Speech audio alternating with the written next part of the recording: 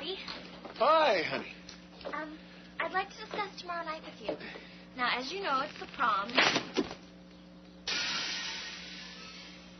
The prom. Cat has a date? Well, no. Don't think you're fooling me for a second. I know who you want to bend the rules for. It's that hot rod Joey. What's a hot rod? It's a... If your sister's not going, you're not going. End of story. Okay, let's review. Cat, not interested. Me, dying to go. Do you know what happens at proms? Yes, Daddy, we'll dance, we'll kiss, we'll come home. It's not quite the crisis situation you imagine. Kissing, huh? That's what you think happens? Got news for you. Kissing isn't what keeps me up to my elbows in placenta all day long. Can we for 2 seconds ignore the fact that you're severely unhinged and discuss my need for a night of teenage normalcy? What's normal? Those damn Dawson's river kids sleeping in each other's beds and whatnot? Daddy, that is so not... Got news for you. I'm down. I've got the 411, and you are not going out and getting jiggy with some boy. I don't care how dope his ride is. Ugh! My mama didn't raise no fool. I think this is a very special moment. The first performance at the MTV Studios in the new millennium happens to be one of our favorites. Please welcome No Doubt!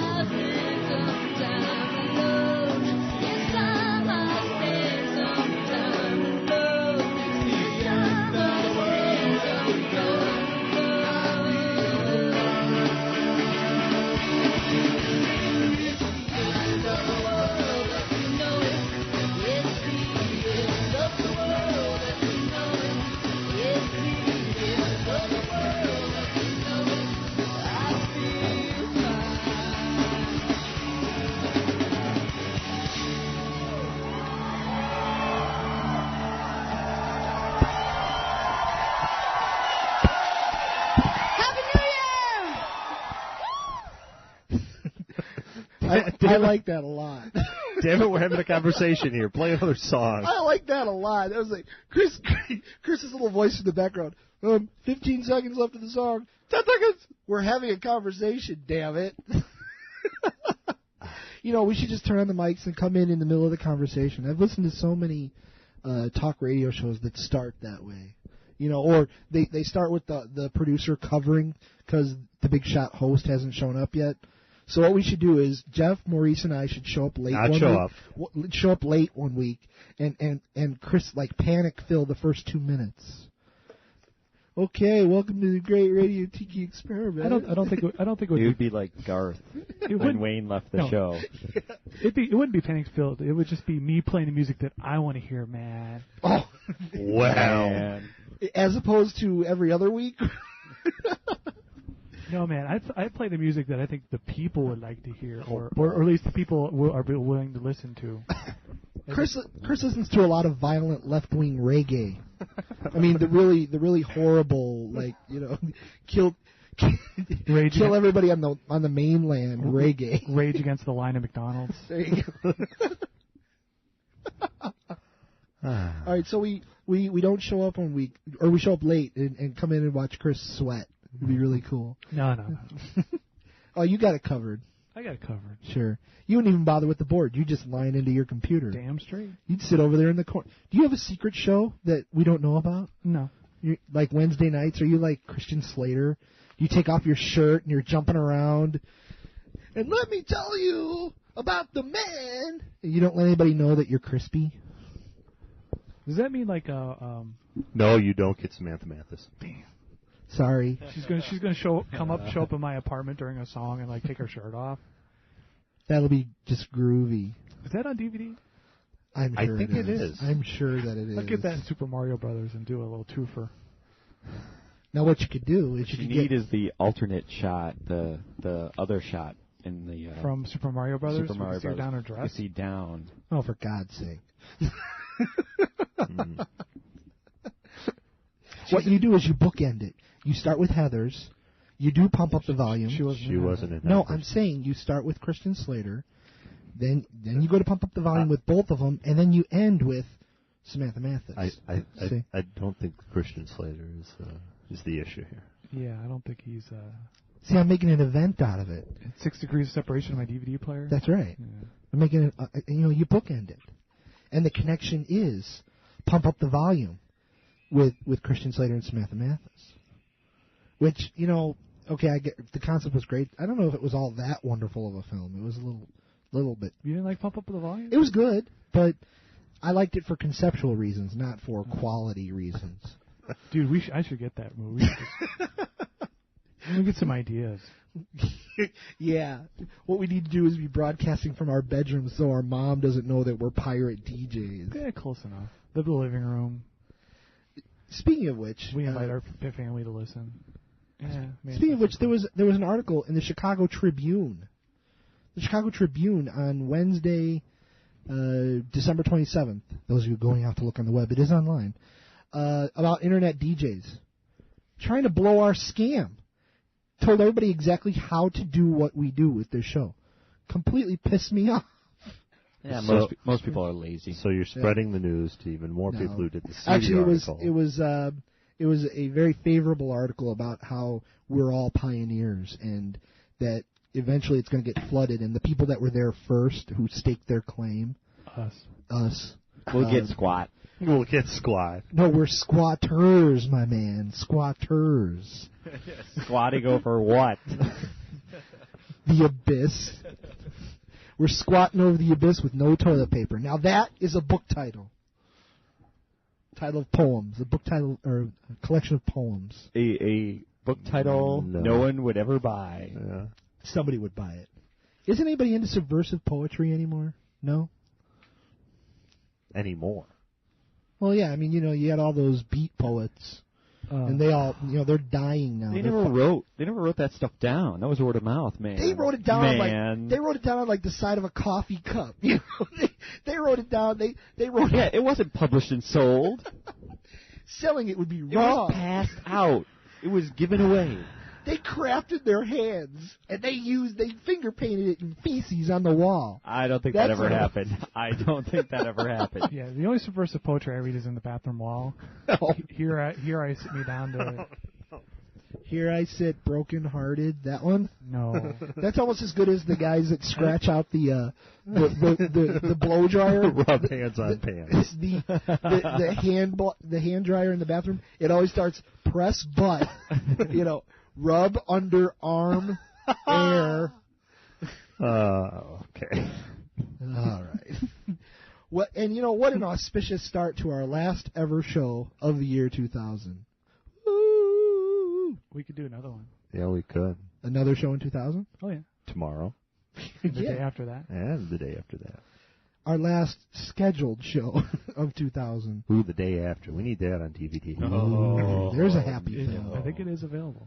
What you do is get the day after in Testaments. It's a much more horrifying film. No, you still haven't seen that On the Beach remake that they did on Showtime? Hmm? You haven't seen that On the Beach remake they did on No. Showtime? Oh, my God. I saw that. I wanted to eat a bullet. I'm just like, kill me. I wanted like this, basically just watching an entire world of people just die slowly, lining up to get stuff to kill themselves with. Sure. Yeah, it was a lot of fun. What was the premise of that? China and the U.S. had a nuclear war. Yeah. Yeah, and there's some guy in a nuclear submarine trying to go back up to Alaska because they keep receiving this message, a radio message that says, "Don't despair."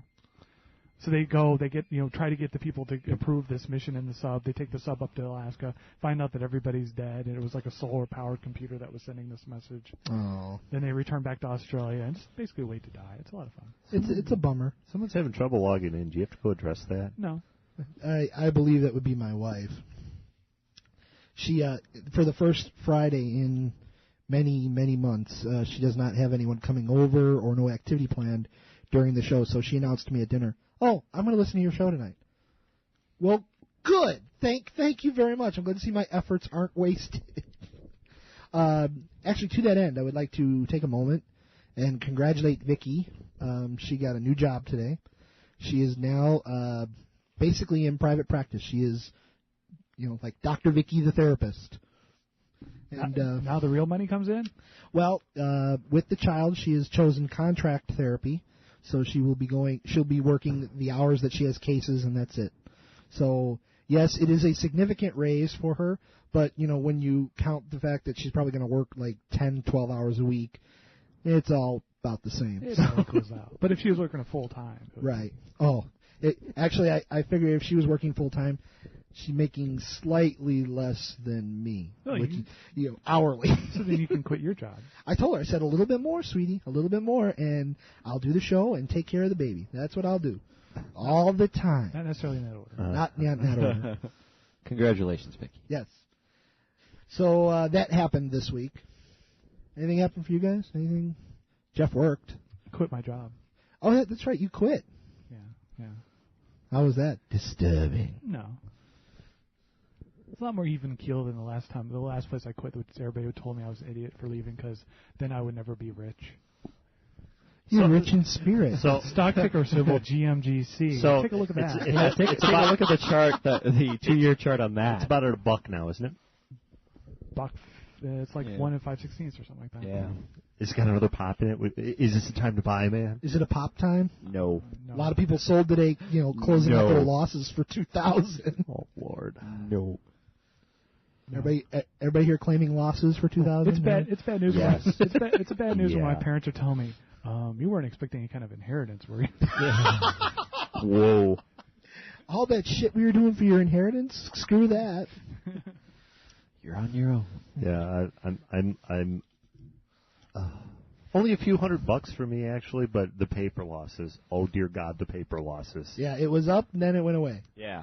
Right. Yeah, when you look at the entire year, I'm not down much. But if you look at from where the highest point was, don't even talk about it. Don't even talk about it. No. It makes my stomach hurt.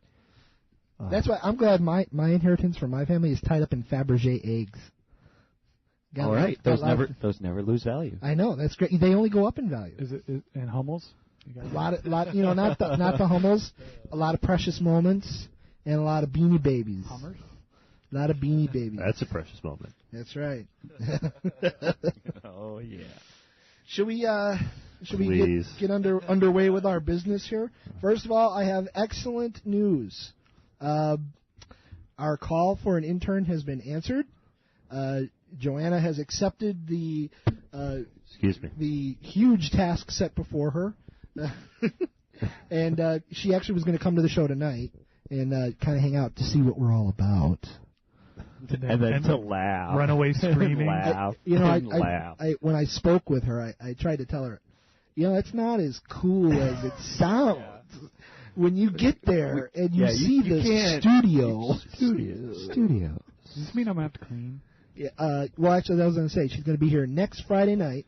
So we've got our new guest microphone, so we'll put that out. And I'm assuming you're going to want to have your network set up. She's laptop capable. Ooh. So she can just plug in and do research for us during the show. Right. All the times we say, wait a second, well, if we only knew the answer. And then it doesn't cause Chris to disappear from his mic for 20 minutes. Yeah, exactly. And then we have a question for Chris, and he's away from the mic. No one can hear him, only us. You know what? There was one moment. First of all, last week, one of the funniest shows we've done in a long... 2 weeks ago. Our show for Christmas was one of the funniest shows we've done in a long time. And ironically, because most of our listeners are in college or are busy with families and whatnot, not a lot of listeners to... transients, vagrants. Not a lot of listeners to last week's show. People, check out the Christmas show. It's damn funny. But Maurice, what Maurice was talking about is there was one of those moments.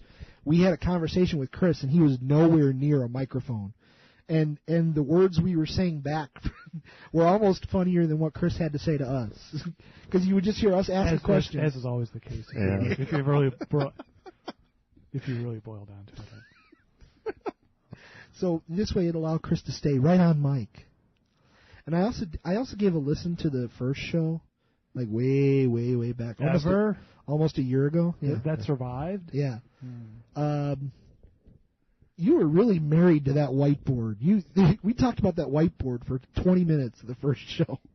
I think that's because we had nothing else to talk about. That's called grasping at straws. There was no format, no order. It was just chaos. Chaos reigned. I like the organic nature of this show. Like a good poop.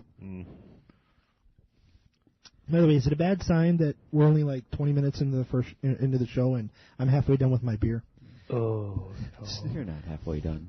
Is that not halfway? That is not halfway. All right, God damn it. Hang on. Not even 3. Hang on. Oh no. Mm-hmm. Okay, I'll give you halfway now. Thank you. So all that means is we're not going to call you Sally tonight. That's all that means. Oh, I'm sorry. Where's your beer, baby?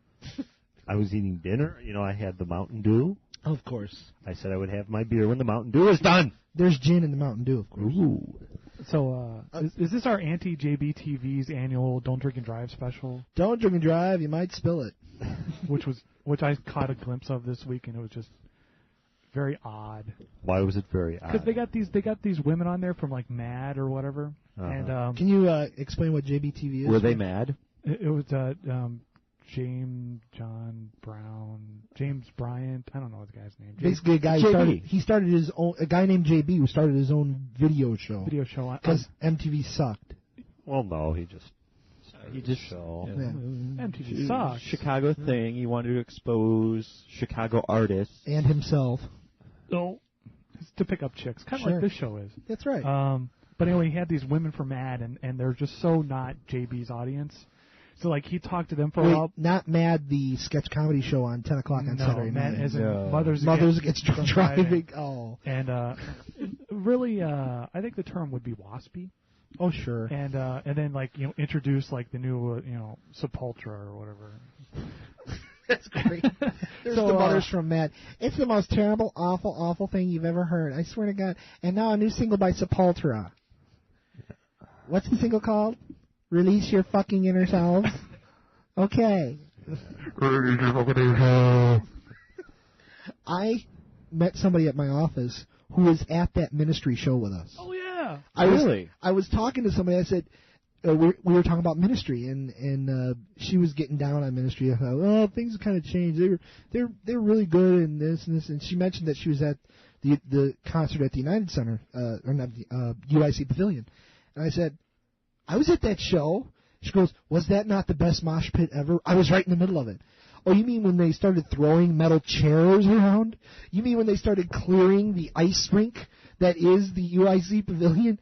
Oh, yeah, wasn't that great? Yeah. Were you there when Al was throwing tequila bottles? Oh, I was inches away from getting my own tequila bottle. Okay.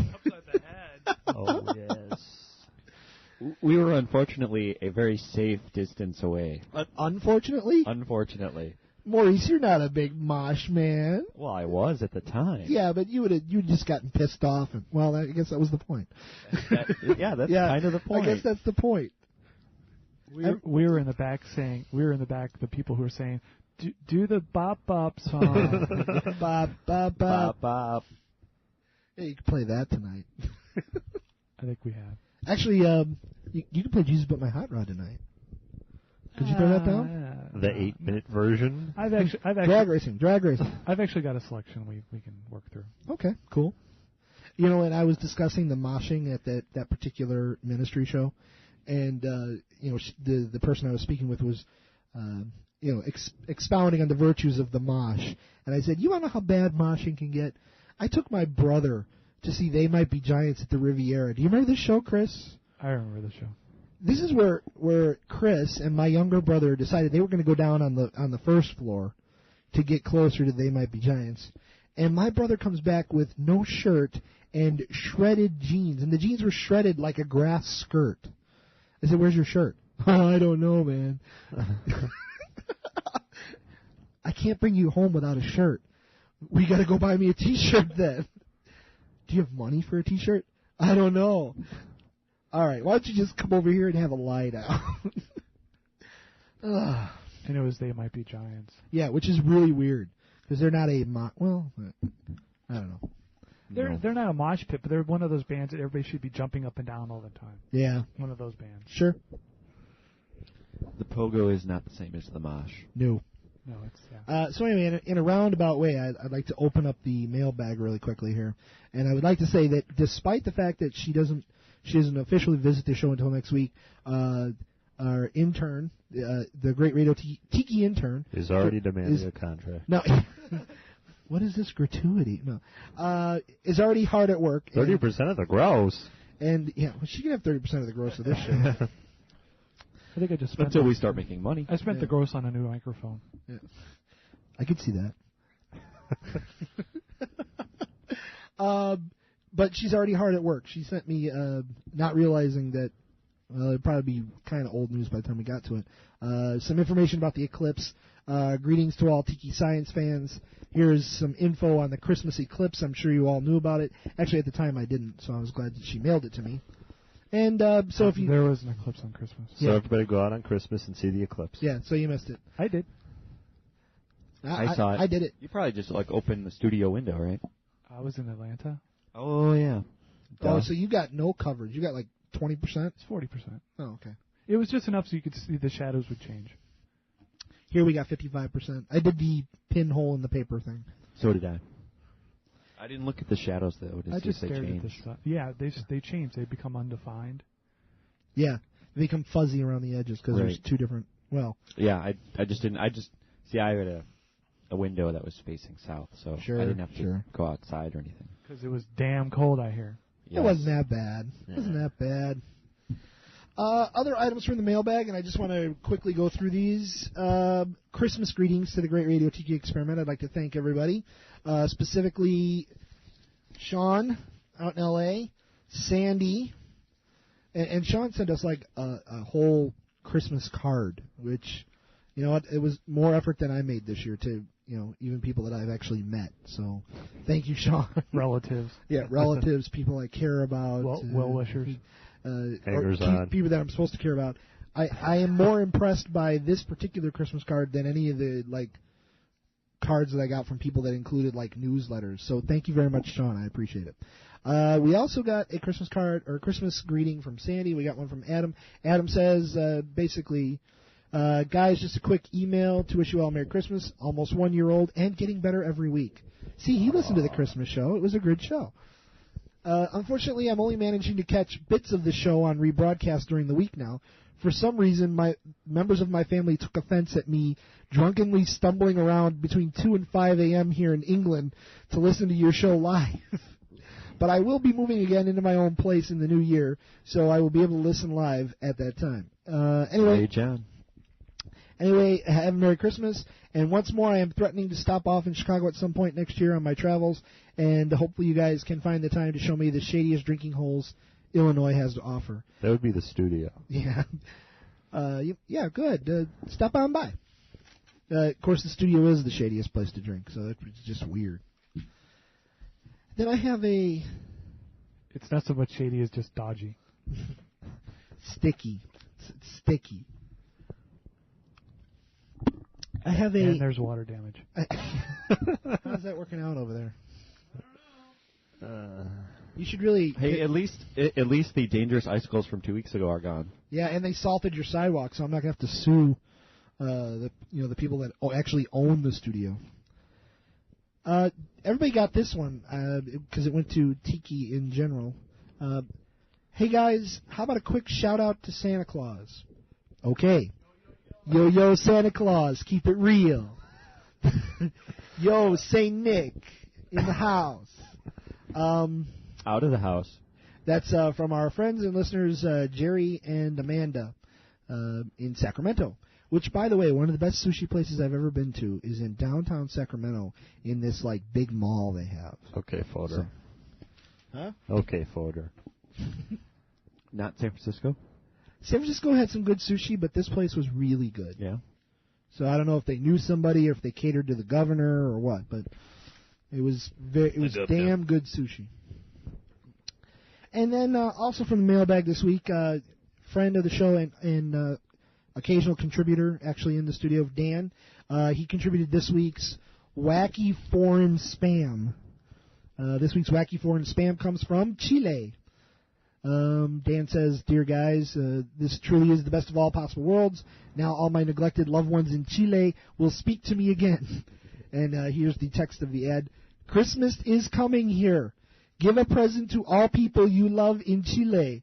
With best price and excellent service, Casa Ziga is Chilean store with more than 56 years trajectory. We offer you the possibility to buy virtual store and will deliver you present in less 48 hours in all the country. Buy your present in store and we will send it wrapped beautifully with greeting card. Know our virtual store and enjoy buying in a secure site with best price. Price of all products are in Chilean pesos. Conveniently, the change rate is $1 to 580 pesos. That's a lot of pesos. I have a Chilean sweater, actually. Oh, stop it. I do. It's the best sweater I own. It's really cool. Made from llamas. It's from llamas? It's made from llamas. Llama wool. Llama wool. Yeah, not llamas. Yeah, yeah. I got a llama pelt sweater. It's really. I take it to the dry cleaner and they just get upset with me. All of a sudden you're Luke. What do we do with llama? What do we do with llama? Walk around with a llama. with that tongue hanging up.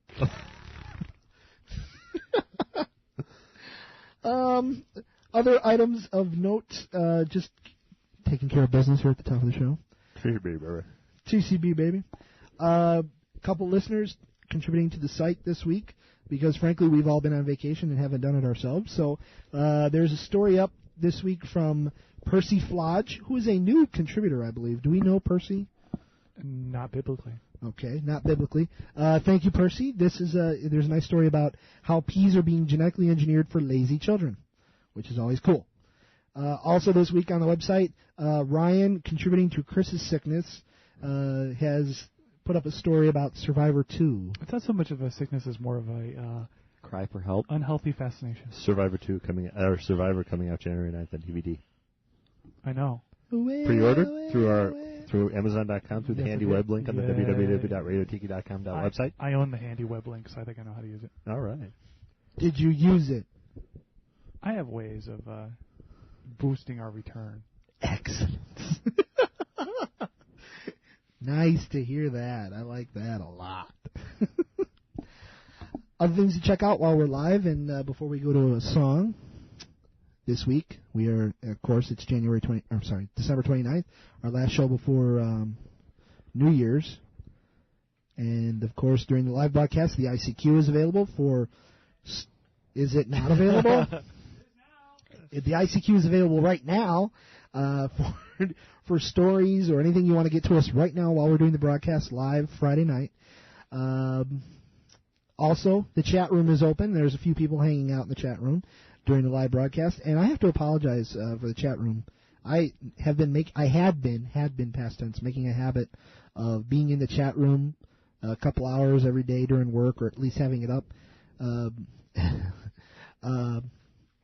But actually, I've been on vacation sporadically, and when I've been in the office, things have actually been horribly, horribly busy. So, first of all, I have to apologize to Jeff, because Jeff and I were talking every day in the chat room. So I don't have time and anymore. Then when I was on, there was always one or two listeners just pop in every once in a while to see if we were there. And I want to apologize to those folks. Starting next week, I'll be back on my regular work schedule, so I will be able to have the chat room up and in it a little more often. So, and I know Maurice is in the chat room now. I was. Okay. I'll be stopping by, though. Stopping by, checking it out. So that chat room, of course, is turn to irc.radiotiki.com. Is that correct? And go into the Radio Tiki room. Join the Radio Tiki room. And there's people in there right now for the live broadcast, so be sure to check it out. How's everybody else's week? What is it, day 27 of Snow Emergency 2000? Oh, my God. Every time we do this show lately, it's vomiting snow on us. Wow. 2 weeks ago, we had a snow emergency show. Tonight we have a snow emergency show. When's it? It'll end in, like, May. You know, you love coming in the middle of a blizzard and seeing that trucker is apparently just a little bit behind his schedule. So roads haven't been salted yet. He's out doing 70. And if you're not doing 70, he's about 3 feet off of your bumper. Yeah. Big 18-wheeler. Sure. I think I'll just get over for you, sir. Perhaps he's part of a convoy. Mr. Dick. Mr. Dick. Dick. You're a mean one, Mr. Dick.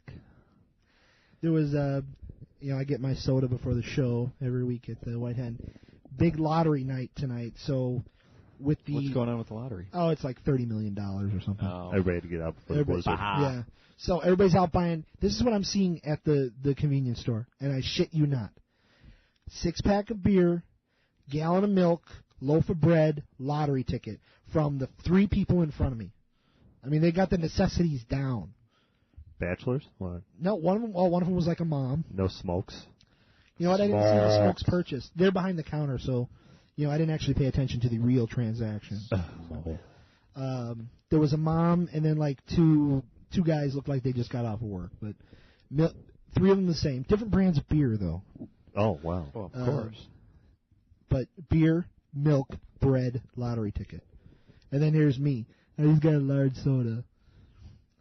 I bought my lottery ticket earlier in the week. See, people don't think ahead. Why not? $5 for $30 million. Why not take a chance? What? $5 you ain't never seen again. Oh, please. You know what? I play the big game. I occasionally get my $5 back. Occasionally. What did you get for Christmas, Maurice? I know Jeff got, like, coal.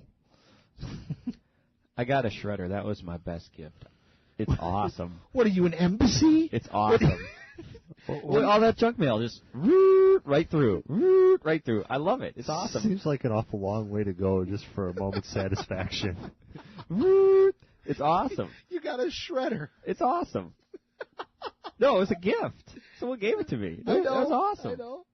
That's beautiful. I love it. Now, does it just sit on top of a garbage can you already own, or did it come with its own can? It comes with its own clear bin. Oh, so you can tell when it's full. Well. Yeah. It's awesome. You are very excited about this shredder. I love it. It's great. Jesus. See, I'm one of those paranoid people that think, like, people are going to rummage through my garbage and steal, like, stuff. Do you keep your garbage in the locked garage and only take it out when it needs to be out? Well, I actually do that, but not because I think people are going to rummage through it, because the birds and raccoons, like, get to it. Oh. Yeah. The crows are very smart in my neighborhood. Yeah, they're reading your goddamn mail.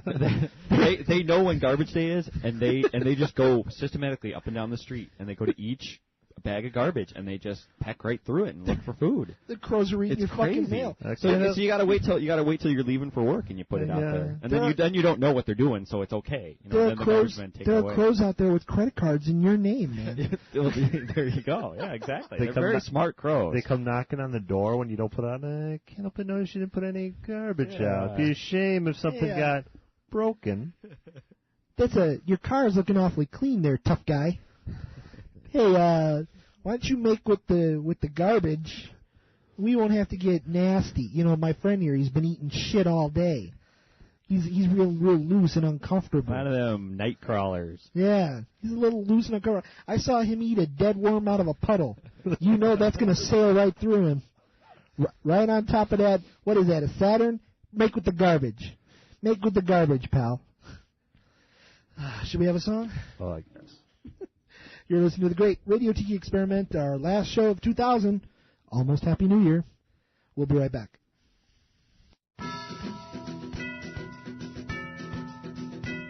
You called me last night on the telephone, and I was glad to hear from you because I was all alone. You said it's snowing, God, I hate this weather. Now I walk through blizzards just to get us back together. We met in the springtime at a rock and roll show. It was on the Bowery when it was time to go. We kissed on the subway in the middle of the night. I held your hand, you held mine. It was the best night of my life. 'Cause everyone's your friend in New York City, and everything looks beautiful when you're young and pretty. The streets are paved with diamonds, and there's just so much to see. But the best thing about New York City is you and me.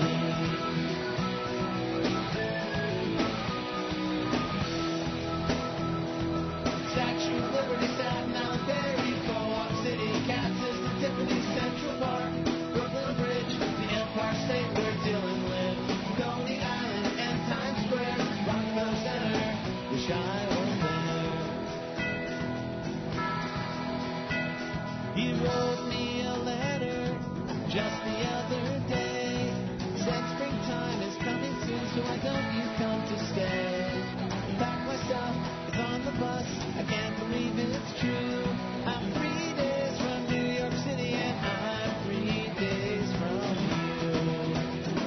'Cause everyone's my friend in New York City, and everything looks beautiful when you're young and pretty. The streets are paved with diamonds, and there's just so much to see. But the best thing about New York City is you and me. 'Cause everyone's my friend in New York City. Everything looks beautiful when you're young and pretty. The streets are paved with diamonds, and there's just so much to see. But the best thing about New York City is you and me.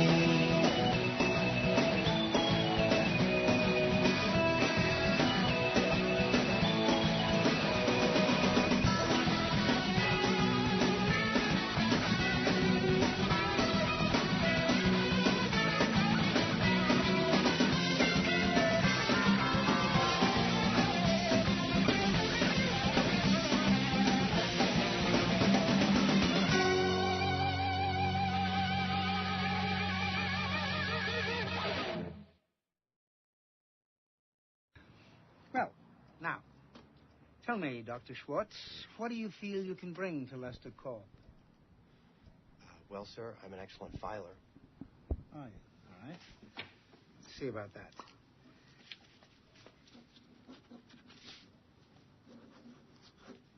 Tell me, which of these two letters comes first, this one or this one? The symbol on the left is not a letter, sir? Damn, you're good. I was trying to trick you. I'm gonna see that movie. I think. Or You haven't seen Being John Malkovich yet? no. No. But here's my plan. I've got a madman's plan. Are you ready? You're going to go to the video store, rent it, take it home, and watch it? Did No. you get a DVD player for Christmas? No, but Oh, I did. That was my other gift, but that was to myself. So. Well, But, a little but still. to me from me. Yeah. You didn't use like money from like Christmas money from your parents or something, or Oh, yeah, actually I did. I see, used there some you go. Christmas So money. it's so from, yeah. it's from your mom and dad then. Here's my madman's plan. Montgomery Wards announced yesterday they're going out of business. Right. Okay, I'm gonna wait for the mother of all electronic sales at Montgomery Ward. I'm gonna get myself a DVD player, marginal quality, I don't care, for like $50. You could already do that pretty much. It's gonna be my plan. I can get one for $50. I can get Chris's. Yeah, hundreds. I can get Chris's POS DVD player for $50. You can get a DVD player for like $100 now, like a average Joe. They're DVD really player. coming down. Coming down quick. How much did you spend on yours, Chris? No, come on, really. It was first generation. I know, how much? I don't recall. Like four-ish? 4. It sounds about right. Yeah, I know. That was like 4 years ago or something, right? No, 3. I know I spent about 3 on mine 2 years ago. Yeah. Well, even as little as 6 months ago, they were $250. So $350. $250. Yeah, about $350. I just bought a five disc CD change or a DVD player deal thing. Oh, so you know, you're a madman. So you don't have to get off the couch for 12 hours. You're gonna watch 12 well, it's mostly hours so that I worth can of have, films. so I can have like that. That takes the place of my CD player as well. Porn. Oh, so I can have okay. CDs and DVDs in there. Oh, again, I'm gonna go ahead and recommend that jukebox thing. It's great. Uh-huh. It's great. I recommend a large computer with a large hard drive. Sure. With an MP3 ripper. Artist of the Year, your hard drive. Huh? That's what it said. Actually, Maurice did an article on that on the show. No, great I radio did. experiment. Thanks for remembering. It was Spin Magazine, wasn't Hey, it? at least I remembered the article existed. Somebody in this room said something about someone. It was a show 2 weeks ago. With the candlestick in the library. Was it 2 weeks ago? No, I don't think it was 2. And it was 3 weeks ago. It was recent. Oh, there you go. Were we going somewhere with this? No. Okay. No. Just checking. It was all about the John Malkovich thing, being John Malkovich. And so I'm building a list of things I need to see. By the DVD player, I'll start a little lending library. Yeah. There we go. I'll give it to Chris, and he can pass it on to you, and you can pass it on to Maurice, and I can get it back in 4 weeks. Oh, okay. It's a plan. All right. My vast library. I do need to get a new DVD player. Of course, knowing how stingy Jeff was with his MST3K collection.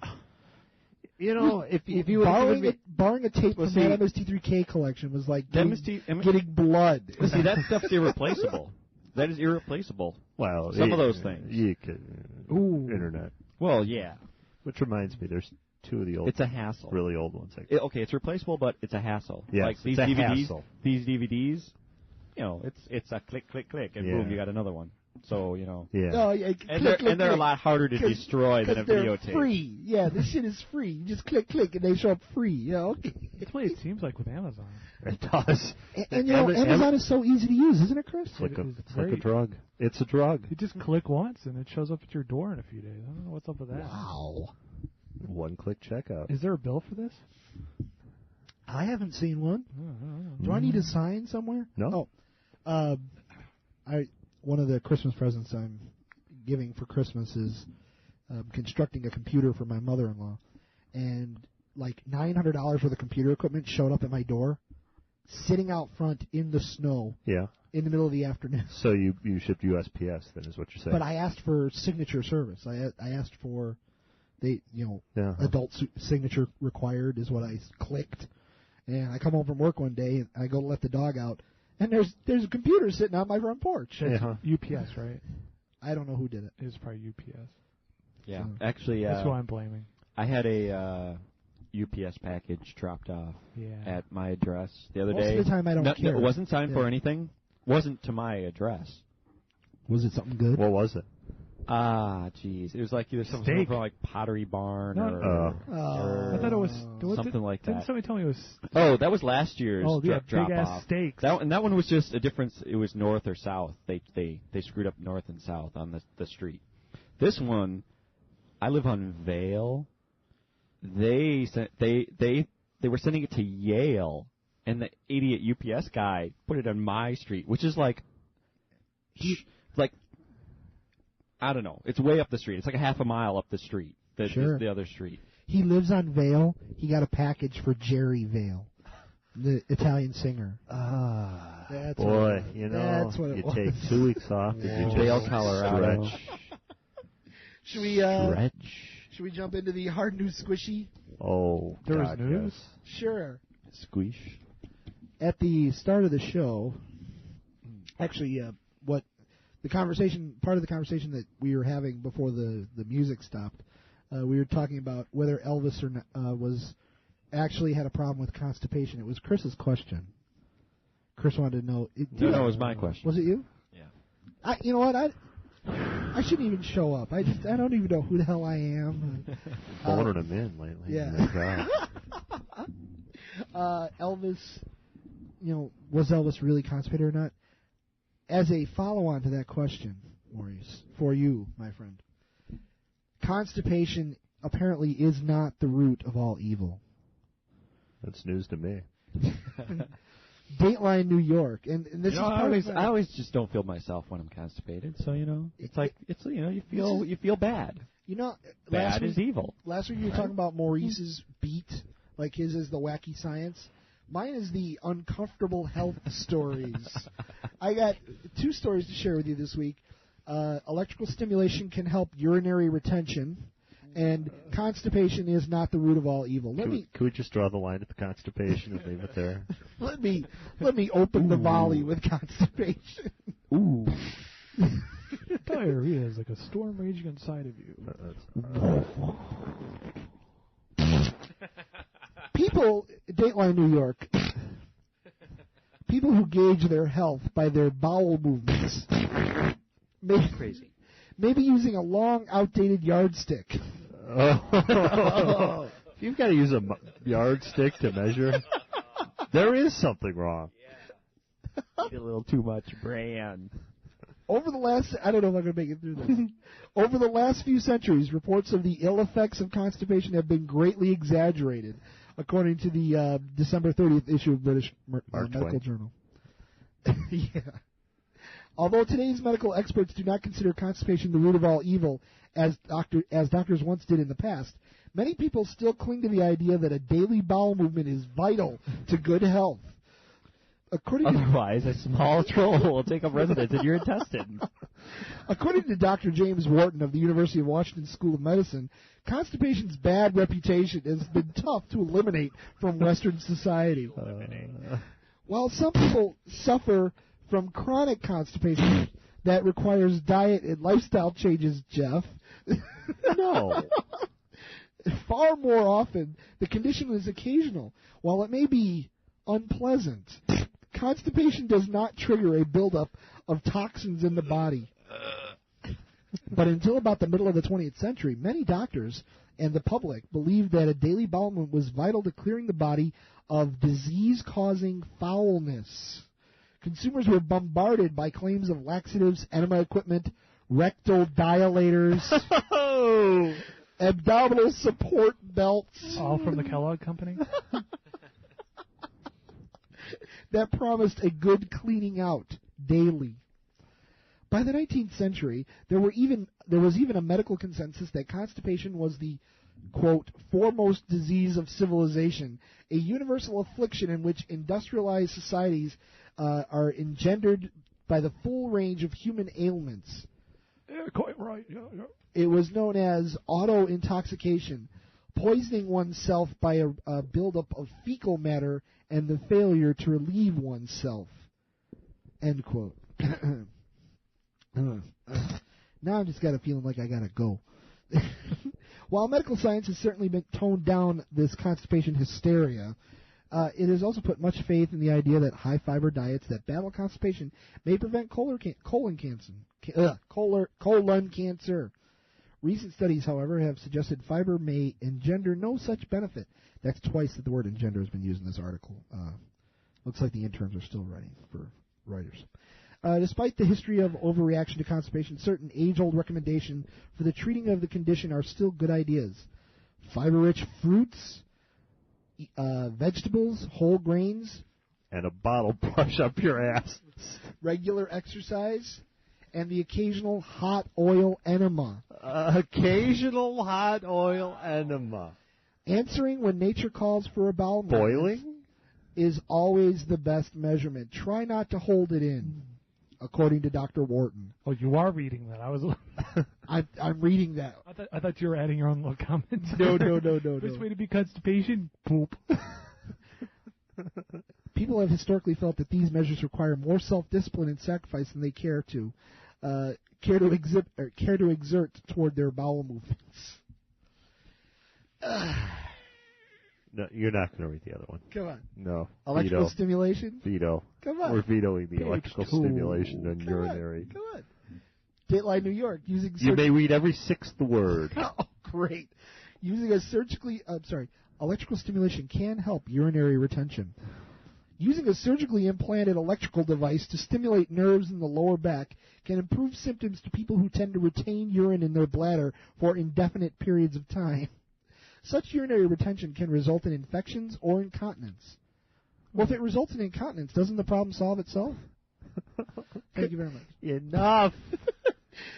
Stop. Can I have this article when you're done? People with the condition they may need a catheter to empty their bladder several times a day. Does a drinking straw count? Depends on where you're putting it, baby. Nearly 20 years ago, researchers showed that stimulation of the sacral nerves, which connect to the bladder, Connect to the sac. I got a sacral nerve. could provide coordinated contraction, leading to the emptying of urine. Though exactly how this works remains unclear, and researchers are currently studying its effects. Good luck on that grant money. The international team looked at 68 patients with unexplained urine retention. Does this cause wet spots? Yeah. The device is implanted Jello today. The device is implanted in the abdomen with lead wires connecting it to the sacral nerves. Stop. Located in the lower back. Just stop. Wait, you got to hear the results. Please. While patients who They can pee. All right, they could be. Up next. While patients had to use a catheter an average of 6 times a day before the procedure, after the procedure, they used the catheter 5 times a day. less than 3 times a day. 2? And after 18 months, 58% of the patients no longer had to use a catheter at all. Because it's all scar tissue now. So what you got to do is you got to go flick the switch, and you're like one of those pissing Polly dolls, that the kids get. So you flip the switch and you go and empty the. Turn your pee off. Turn your pee on. Turn your pee off. Turn your pee on. That'd just be good for parties. Watch this. You're like a fountain. I'll finally be able to dot my I when I write my name in the snow. Speaking of parties, Spy Holiday Party displays gadget-filled tree. Woohoo! Ooh. Dateline Langley, Virginia. I've been there. Those nutty guys. The hottest holiday party at CIA headquarters is put on by the masters of spy gadgetry who use Christmas ornaments to display the latest technology. It's not cameras and cigarette lighters anymore, but the tree at the Office of Technical Service Party this year would thrill even fans of the fictional Cute Dead, who produced pens that could fire bullets and cars that could swim for British agent James Bond.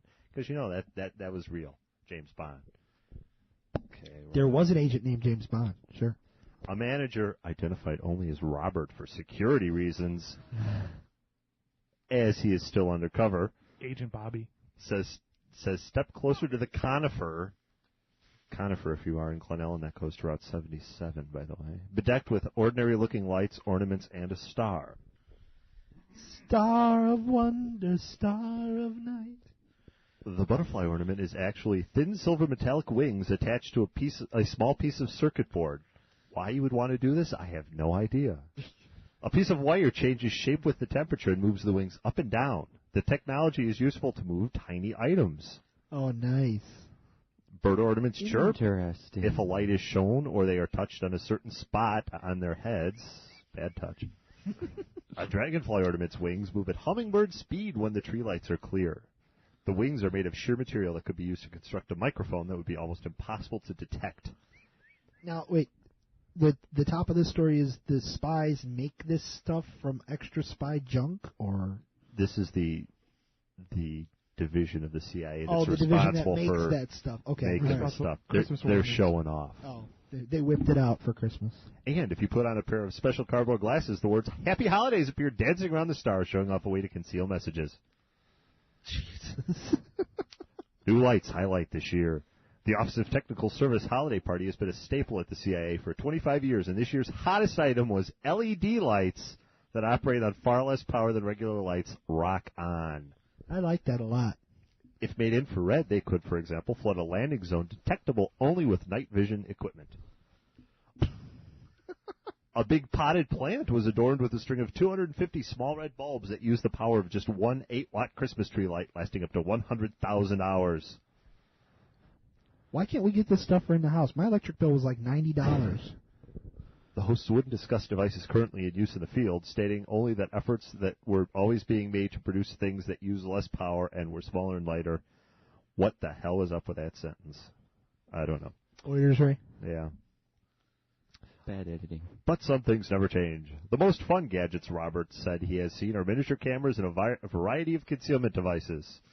It's remarkable what you could put a camera inside and the device still works, Roberts said. He would not, however, divulge what the agency is currently using. Oh, come on. Nose hairs. Yeah. Nose hair camera. But as one might expect, even the Christmas party at the U.S. Spy Agency office had to be undercover, with a reporter allowed in only after the revelers had departed. Of course. You can come in. Everybody's gone home now. The 350-pound speakers that can produce sound equal to a woofer 50 feet in diameter were still belting out crisp tunes. Whoa. Oh, yeah. A spy-style laser light show illuminated the empty dance floor, and on a screen, the CIA seal and laser lights looked three-dimensional as it rotated. But do they, have laser Floyd? All this stuff is completely useless in the field. It's just for the party. Yeah, they spent their entire year's budget. Yeah, August through November making this shit and the budget. One straggler with perky short brown hair and black frame glasses snapped into a sandy-haired corporate type by shedding her disguise. Agents in the field can don a new look in 2 minutes, she said. Can don a new look? 2 minutes. Two robots wandered. Isn't that about the time it takes to change clothes? Yeah, really, I can change clothes in 2 minutes. Two robots wandered the hall under remote control, but more for effect than as an example of real use in the field. Our business is to enable a human being to do operations, or not in the remote stuff, Robert said. And here we go. We need a punchline. Okay. Punchline coming in for you, sir. Coming in. But even agency operatives seem to have something in common with office partiers nationwide. There wasn't much food or drink left lying around. I thought it was going to be somebody fucked that. They get on the photocopy. Corporate type. They get on the photocopier and make copies of their ass. Who's caught making out with the VP in the closet? That's what we always like to hear. Next up, Squishy. Anybody? I was going to mention the solar eclipse, but that's okay. Go ahead. I just have a little thing at the end of this story from. You have a little thing from AP. I'm sorry. From AP. And apparently they were going around the country, and they got a one-liner from just various people around the country. We most like of to which call are them no one except Lauren Leckel, an assistant professor of physics and astronomy at the University of Wisconsin-Eau Claire. So the solar eclipses are usually visible from any particular spot on the Earth only once or twice a decade. And she says, what are the odds of having a partial eclipse on the last Christmas day of the millennium? After which, all of her grad students whipped out their slide rules and calculators and started to calculate the odds. Oh, my God. Did they come up with a number? What was the No. answer? Damn. I can tell you that the next time there's an eclipse on Christmas is 301 years from now. Yes. But that's visible by us. Right? No, actually falling on Christmas Day. So, oh well. Yeah, I paid attention to the news that night. I nerded out a little bit. Chris? Yeah, my story doesn't mention that. Teen allegedly plays doctor, Fool's Hospital. Doogie Howser? A teen who allegedly intercepted telephone pages intended for doctors at a local hospital called in and prescribed medication and ordered minor medical procedures for patients, officials say. Enema. Hot oil enema. Hot oil enema. Nurses followed the 16-year-old's medical directions, but no patient suffered as a result of the prank. Officials said the hospital, Inova Fairfax in Alexandria, Virginia, has since added security measures to its phone paging service. Good idea. Yeah, you want to lock that down. The incidents occurred during the overnight shift of December 7th through 8th when the youth ordered 12 treatments for 6 patients, court papers and hospital officials said. The youth, who is now 17, was an employee of Inova and wanted to become a doctor. His lawyer said he denies manipulating the hospital pagers or phone systems, but acknowledges misidentifying himself to a nurse who sought advice over a patient, the Washington Post reported. The orders he allegedly made include prescribing the blood thinner heparin and asking for blood tests and oxygen for patients, the newspaper reported. In each case, the orders were medically appropriate under the circumstances, the Post quoted Russell Seneca, chief of surgery at the hospital, as saying. So he was a good doctor. Apparently, yeah. He's doing a pretty good job. Get him under salary. I don't know. Yeah, well, he's going to get a scholarship out of this. He's going to be a damn fine doctor. Uh-huh. For all of you Millennium enthusiasts, Jeff, Arthur C. Clarke. Arthur C. Clarke says, I'm still alive. And I live in Sri Lanka. I'm not part of the revolution in Sri Lanka. Arthur C. Clarke, Dateline, Colombo, Sri Lanka. Science fiction writer Arthur C. Clarke, author of 2001: A Space Odyssey, urged the world in a New Year message Wednesday to celebrate the real millennium. Arthur C. Clarke urges calm. Beginning on January 1st. Quote Mr. Clarke, the intelligent minority of this world will mark the 1st of January 2001 as the real beginning of the 21st century and the third millennium. We call them whiners. Made in a statement from his home in Colombo. Math geeks. Those who celebrated the twin events a year too soon. Asshole, there was no fucking year 0. You do the math. Those who celebrated the twin events a year too soon are invited to fuck themselves. No. Try cracking a book every once in a while there, son. There were no years 1 through 400. It was an arbitrary calculation. Yeah, that they did incorrectly anyway. Blah, blah, blah. The real millennium happened in what, 1997? I don't know. I believe so. Yeah. And it wasn't December 25th. No. He's born in the springtime. Read your Bibles. How could there be baby lambs in December? Okay, thank you. Those who celebrated in a very warm environment, there could be. Yeah, it gets cold in that Sea of Galilee area. Ask the people in kibbutz down there; they'll tell you. Those who celebrated the twin events a year too soon are also invited to join me in my celebration," said Clarke, who has been at his deluged. house. Yeah. All right. Party at Arthur C. Clarke's house. Has been deluged with requests for media interviews ahead of the new year. Just go up to Rebels, drop my name, they'll let you out. Clarke also felt strongly about people calling the year 2000 the beginning of the new millennium, that he issued a statement in 1999 to try to correct them. Though some people will have great difficulty in grasping this, we've only had 99 years of this century. Please, stop calling it the new millennium. Damn, he needs a hobby. Yeah. he needs to write yet another 2000. What was the last one? 3010 or something like that? It was 3001. 3001. Clarke thanked film director Stanley Kubrick, dead, who made a movie based on 2001: Space Odyssey, for the almost universally acknowledged association between himself and the year 2001. Quote, perhaps no other year before or since 1984 has been awaited with such eager anticipation. 1999. 1941. Sure. Yeah. Prince wrote 1999. I think why 1941, I think Chris? Jeff was referring to Space. 1999. Oh. Now available on DVD. Why 1941, Chris? That finds Steven Spielberg. Which was done after Shut up. 1941? Bite me. Perhaps no other year since 1984 has been awaited with such eager anticipation. I like to think with far less apprehension as well, Clarke said, referring to George Orwell's book 1984, which was written in the 40s and predicted a grim totalitarian world by 1984. George Orwell. Damn fine writer. I think it was written in 1948.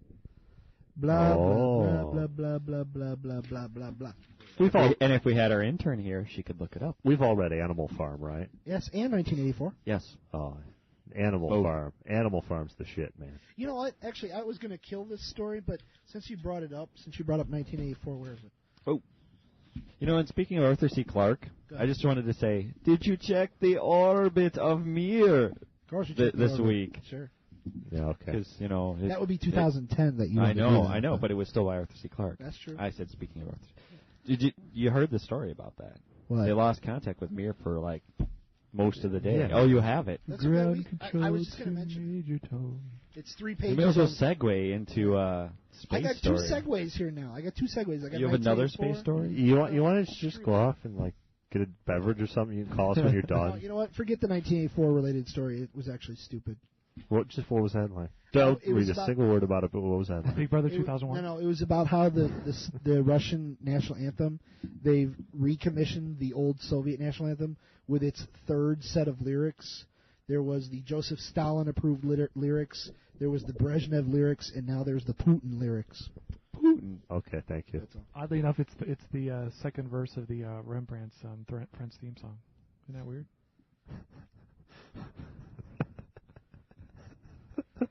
Move on. The one you don't hear in the intro to the show. Nothing. You're Yeah, saying. nothing to see here. They played it on You're still in bed at 10. They played it and on work 101.9 began at 8. on the way on my drive this evening. How'd the second verse of the Cheers theme song go? They only played that when Cheers was dying. So Well, I had the 45. Vinyl. Yeah. You know what, Maurice? Since it is a wacky science story, I'll just hand it over to you. It's wacky? Well, no, it's just Mir falling out of the sky. Well, you just did the whole story there. Yeah. You got something on Maurice Reed? Actually, the thing is, I kept reading these stories, and they kept saying, if we didn't establish contact with it again, we'd have to send some guys up there to like make sure it gets into the proper descent. Iron Man? Are they gonna Now, send did Iron they Man up say? No, but none of them said the guys would leave the station before. And so I'm thinking, wait a second. If there's 2 guys going up there, all of a sudden they're going to ride this thing down. It's the end of Doctor Strangelove all of a sudden? Yeah, I had this whole like picture in my mind of like these guys going, wait a second. They didn't give us enough fuel to get back. How do we get off this Wait. thing? I have checked the orbit. That's my ass burning. Oh, it's getting hot. Oh, no. So, when I was a child, you told me Laika would come back. She never came back. Oh. My dog did not come back. Oh, and how, like, a couple of the stories are, like, saying how, like, how there's, like, a panicked situation, but this was not, like, a headline on any, like, newscast, any Russian newscast. Any television. It was all over the American news that day. Really? You watched the nightly news, and it was, like, a headline story. Oh, no, I was listening during the day. The greatest generation is in danger. Yeah, I read about it on the internet, and it was, like, page 4 in the newspaper or something. I'm like, well, yeah. Lost contact with Mir for, 3 hours. Well, no, actually, wasn't it like 3/4 of a day or something like that? 3/4 of a day? Yeah. 7 hours? Yeah, actually, well, here it says 24 hours, but I don't think it's 24 hours. I think that You know what? They didn't tell us they were missing a submarine for 3 days. Yeah. You think they're going to mention the satellite? So basically, right. The deal is the reason why it's not being big news in America because basically it endangers Australia if it comes down the wrong place. If they don't control it, it can come down in a lot of places. Well, that's true, but with its current kind of degrading orbit, it would probably it would be southern Pacific Ocean. That was this week's Geek Talk. Tune in next week when we'll discuss. All right. Jeff, what do you got? Judge dismisses lawsuit against Penthouse. I deem that as an entertainment story. Okay. You want it, you got it in the pages of Penthouse. All right, entertainment it is. In more people climbing into places on planes they just shouldn't be. Oh, no. Man flushes himself down lavatory.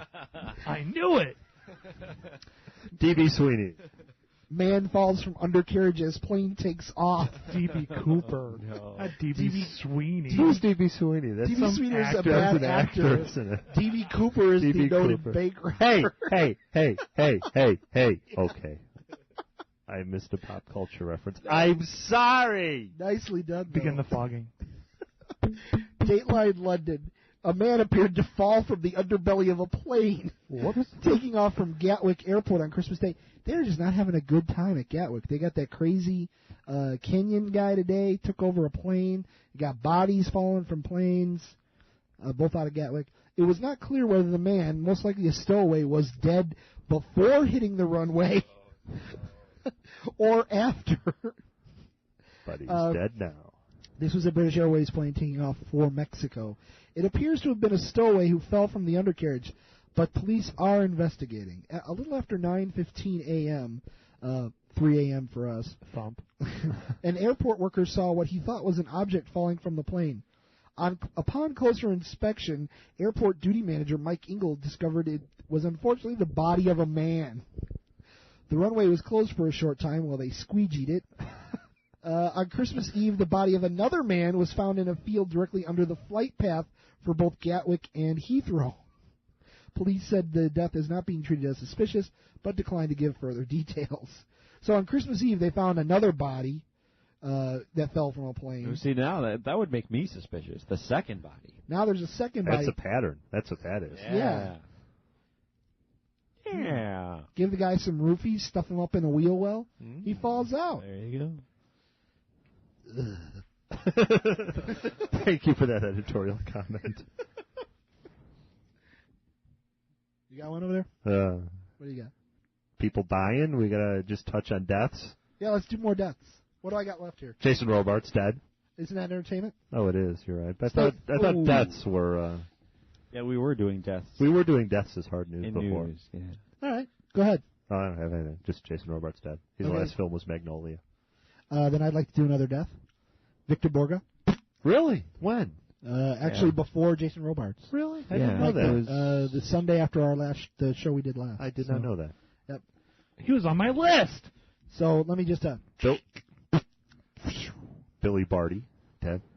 Billy Barty is dead. Why does it? Billy why Barty is is your dead. list- This week? About a week ago, yeah. Oh my God, he's my favorite midget.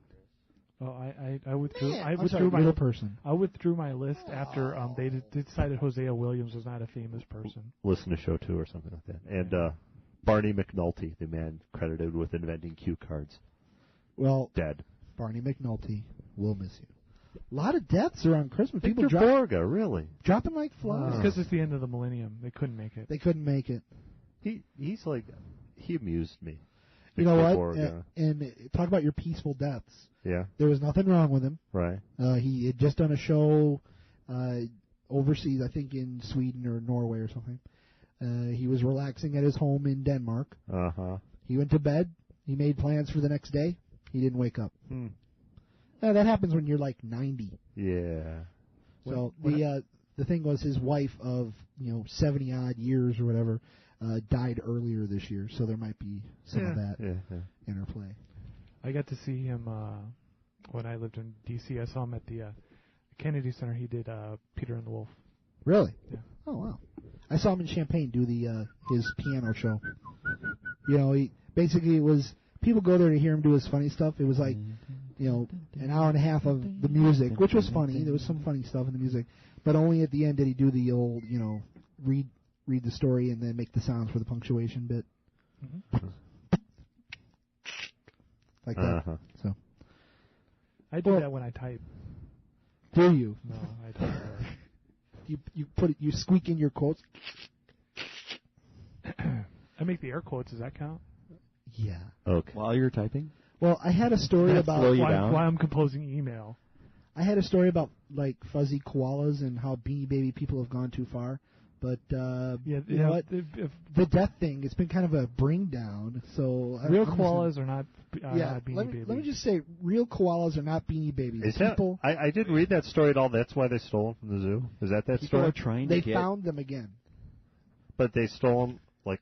It was a do guy the who- story, 'cause I saw well, the headline, I didn't read the story. First of all, the headline, the story I have is from Wednesday. Yeah. When the koalas were actually stolen. 2 koalas reported stolen from the San Francisco Zoo.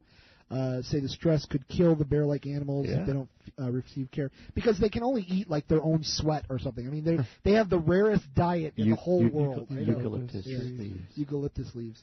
Well, they can just go down to in Burlingame. They planted eucalyptus trees all. Oh no, wait, no, never mind. I don't know what the hell I'm smoking. The two koalas, Okay. Leanne and Pat, were discovered missing from their indoor quarters. Say it appears that someone entered through the exhibit roof, broke through the skylight, and entered the building through a furnace door. Police are investigating, blah, blah, blah. Koalas live in the building with a temperature kept at 72 degrees. They have no body fat, which makes them very vulnerable to the temperature. The one koala had several medical problems, including a cancerous mass and an infected eye, and she should not be removed from her enclosure. People in the horticulture department have to go out twice daily to get eucalyptus leaves to feed them. That's why you don't see them in every zoo in the country. Did they get that at some zoos? Did they get that at the Safeway? Sure. They had to go to the special section in the Safeway. It always comes wrapped with like that baby's breath and that green paper. Oh, sure. Yeah. They get that at the Luckies. Sure. Now, the story I have is from when they were stolen. The next day they were found, and it was a guy who was going to give one of them away as a pet and sell the other one. eBay? Yeah. Yeah. Rocket scientist, eBay? in other words. Yeah. Idiot. I want to steal a koala bear. It's just a little bear. Yeah, because there are hundreds, if not thousands, of people selling koalas around the world. Where are you going to They go? wouldn't be able to trace you or nothing. Yeah. Where'd you get that koala, Haas? I think he needs to stop smoking the seeds in the stems. That's what I'm thinking.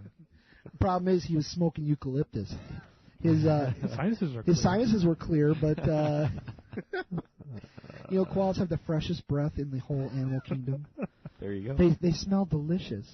When a panda Delicious. when a panda dies, you boil it up and get a nice potpourri. Not a panda, a koala. A koala. You don't boil a panda. That would be crazy. That would be an international incident if you did that. Plus, it just smells like bad sweet and sour when you boil a panda. Because all they eat is those bamboo shoots. Bamboo shoots. So you got like bear and bamboo shoots. It's like a pink, you get like Peking bear out of that. You don't want that. You have been enjoying the Great Radio Tiki Experiment.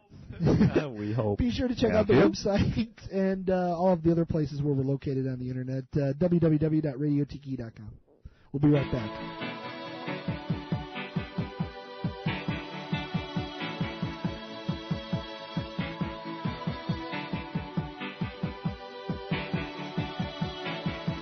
The heart is a balloon, shoots up through the stony ground. There's no room, no space to rent in this town. You're out of luck, and the reason that you had to care, the traffic is stuck, and you're not moving anywhere. You thought you found a friend to take you out of this place, someone you could lend a hand in return for grace. It's a beautiful day. Sky falls, you feel like it's a beautiful day. So let it get away on the road. She got no destination in the mind. In the maze of her imagination, your love is down.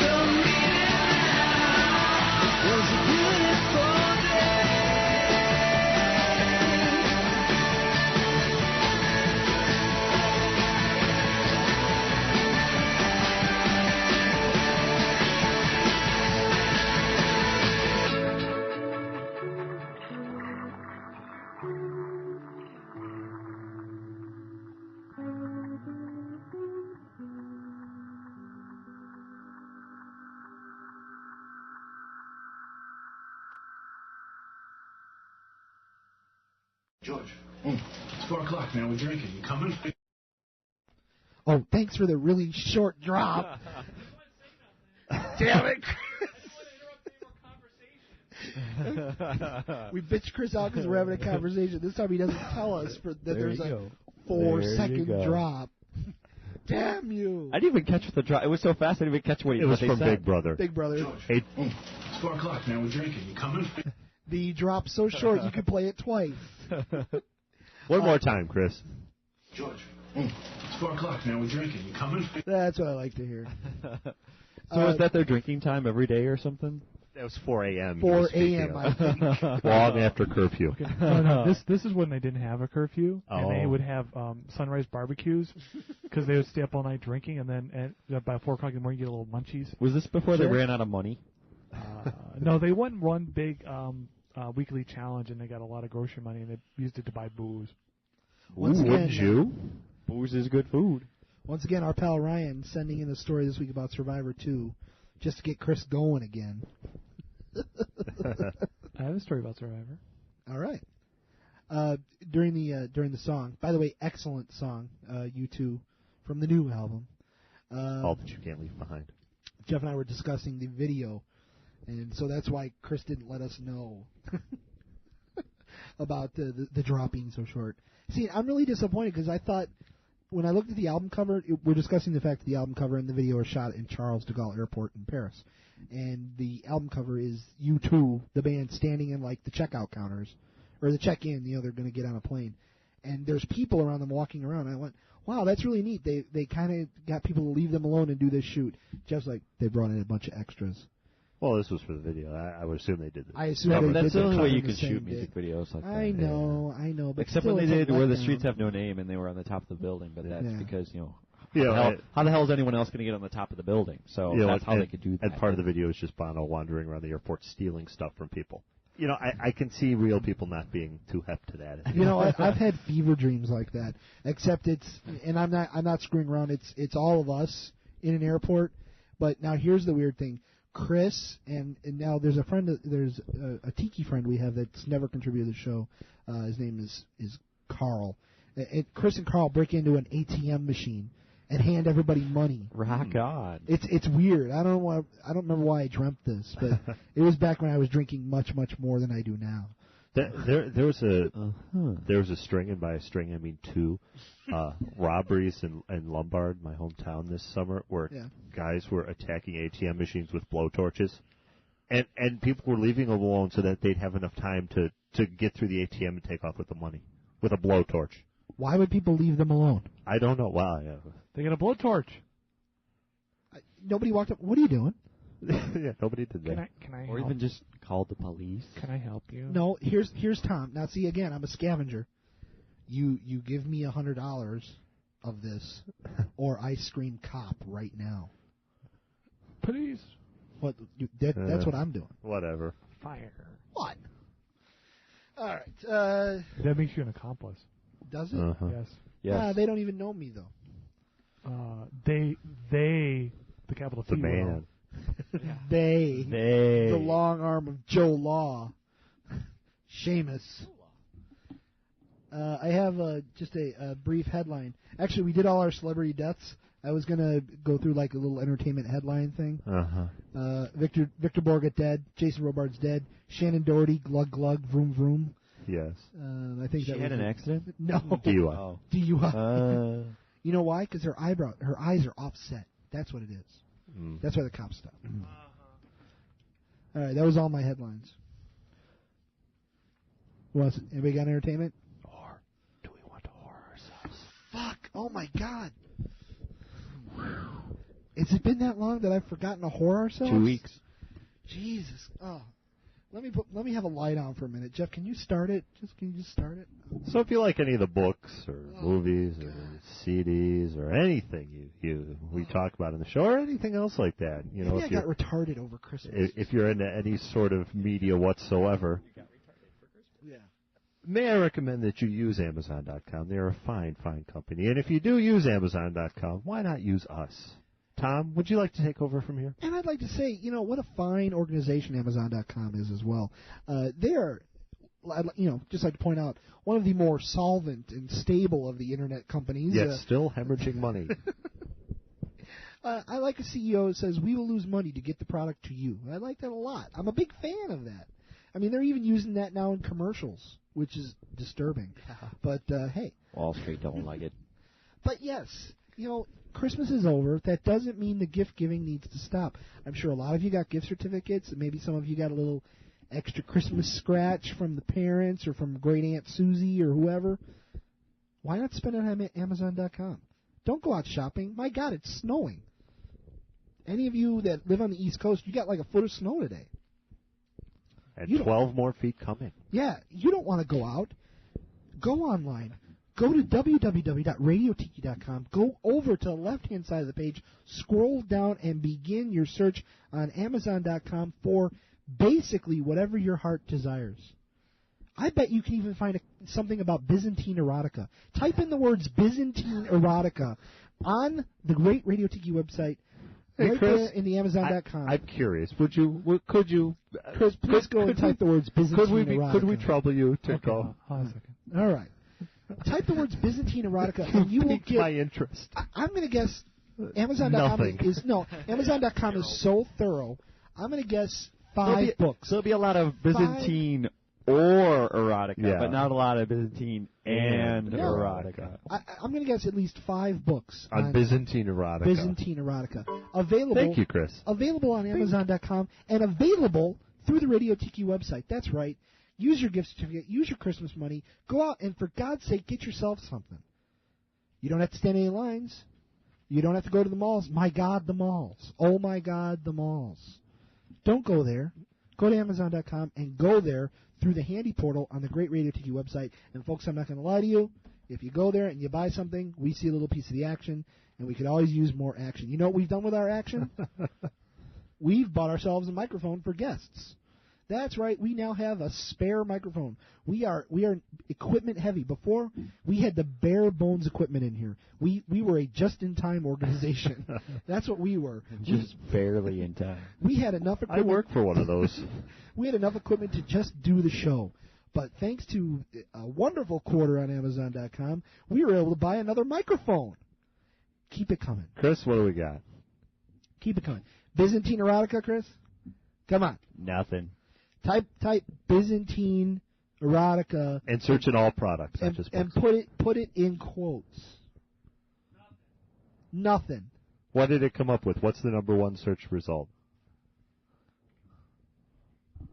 No, it didn't come up with anything. But now there was a link on the page to best-selling erotica in Amazon. Yeah, so and I'm scrolling through that. What is the best-selling erotica? Best American Erotica 2000. Yes. I think it's a how much? It's a compendium. How much? $10.40. And what's list? $13. So you save 30%, don't you? That's a lot of savings. 20%. Yeah, 20. That's a lot of savings on your erotica. There's Anne Rice erotica, which is disturbing. The story of O. Nice. That's your classic erotica. The big O. Put in the word golden shower. See what you get there. Goat fucker. Put in golden shower. I bet you get one book. No. One book. No. One book. Nope. The Golden Compass. Damn. No, it did. No. We could not find any exact matches for the Golden Shower. Thank God. Yes, thank God. Now, of course, because of Amazon's, they have a wonderful your recommendations kind of page. It'll remember that you search for erotica, and that'll be in your recommendations. Yes, it will. That's not my primary browser. Oh. Users that search for Byzantine Erotica also search for golden showers. And go fuck a porn. And products that come with panties. This book comes with a pair of panties. All of these things are available on Amazon.com, and you can get there through the Great Radio Tiki Experiment website. Check it out. Do us a favor. Other things to check out on the website while you're there. Jeff's movie reviews, the weekly poll. We need to change the poll. Yeah, I need some input from you guys on that. You know what? I had something this week. Then I you was lost it. No. I actually was going to make a suggestion, but I wanted to talk to Jeff first. I was thinking maybe we could have people actually vote on the worst movie they've seen this year and have Jeff put up some choices. Oh, okay. I don't think that'll be real hard to do. Yeah, we could do that. Yeah. Not funny, but every once in a while maybe the poll should be useful. But see, the thing is with the bad movies, they probably didn't go out and see the actual worst movies of the year, and everybody will vote Battlefield Earth. But No, that's true. All right, no, worst movie besides Battlefield Earth. Let's do that. That should be the poll. and it'll be one of them slashed out ones, 4 real and 1 fake movie, kind of thing. Cowboy Neil. Natalie Portman's. You can check out the weekly poll. You can check out all of Jeff's movie reviews, including this week's. Including this week's that we have not yet done. So if you want to preview, your reviews weren't up as of this afternoon, as I recall. I put them up at about 5:30ish, 6ish, but just before I left. All right. He always puts them up just before he leaves. Well, usually. when I have them. Yeah, usually. Either just before I leave or Tuesday. I'm going to give this movie, never mind. During the live broadcast, you can participate in our ICQ channel. It's I believe it's at the bottom of the page, is it not, Chris? Yeah. It should say ICQ enabled. Click on that, and you can figure it out from there. You may also participate in the chat room. There's directions on the website to do that. There's a Great Tiki. What the fuck is we doing here? Oh, the Great Radio Tiki Experiment FAQ page, which actually over the last couple of weeks I've had to point people to. Why can't they? Is it not available on the main page? I thought it was. It is off to the left side. There's a link called FAQ. That's what I thought. A lot of people are missing it. I actually got one email that says, "Where's the FAQ at?" I'm like, I don't know. It's right there. You got any gum? So be sure to check out the website. All of our old shows, including, for God's sake, people, give yourselves a Christmas present and check out the Christmas show. Damn funny show. All right. Now we're ready to move on. Does anyone have any entertainment? Judge dismisses lawsuit against Penthouse? I thought that was more like hard news. You wanted it, you got it. Between the covers of Penthouse, I'm Bob Guccione. A Texas prisoner sued Penthouse magazine for publishing what he said was a disappointing layout of Paula Jones. I am damn disappointed. But a judge dismissed the lawsuit with a Christmas poem, a clerk said on Wednesday. Nice. The suit charged that the December pictorial of Jones, whose own sexual harassment suit against President Clinton led to his impeachment by the U.S. House of Representatives, was not sufficiently revealing and caused plaintiff David Joyner to be, here we go, very mentally hurt and angered. What lawyer took this case? Not frustrated? Very frustrated. It sought $500,000 in damages. Joyner, who is serving 14 years for robbery and assault, wrote the lawsuit in which he identified himself as the Minister of Law of the Mandingo Warriors prison gang. And you know what? He probably is. That's the problem. U.S. District Judge Sam Sparks. Is that an elected position? It's an appointed by the Mandingo Warriors president. Oh, okay. Dismissed it with a 12-line poem and a $250 fine against Joyner for filing a frivolous legal motion. Please tell me it's a dirty limerick. Please. The poem read in part, "'Twas the night before Christmas and all through the prison, inmates were planning their new porno mission. Oh, I'm embarrassed. The minute his Penthouse issue arrived, the minister, finally, ripped it open to see what was inside, but what to his wondering eye should appear, not Paula Jones' promised privates, but only her rear." Life has its disappointments. Some come out of the blue, but that doesn't mean a prisoner should sue, Sparks concluded. So it was just her butt? Her rear? I didn't see it myself. Did anybody see it? You didn't even get that little clam shot between the butt cheeks, where they see, you get that little, that little shot? I'm sure she didn't reveal the clam. I'm sure you can hop on eBay and find a copy. There's no clam shot? I'm sure there's no clam. Little surprise right there. Hello. Good evening. In an effort to bring a little more culture to this show. And as a salute... Do I have to make more fart noises? No, actually, this is a salute to my man Jeff, because this could... I think I've heard Jeff say something very much like this. Oh. So, from Sweden, Dateline Stockholm, Sweden, Oh. Ingmar Bergman calls the movie business butchery and full of whores. I don't think you've used those exact words. Well, just might. Swedish film director Ingmar Bergman thinks the movie business as an industry of butchery and whoring, and recently dreamed he was kissing his actress's feet. Who doesn't? According to a rare interview published Friday, Bergman, age 82, is a famous recluse. Isn't that an oxymoron?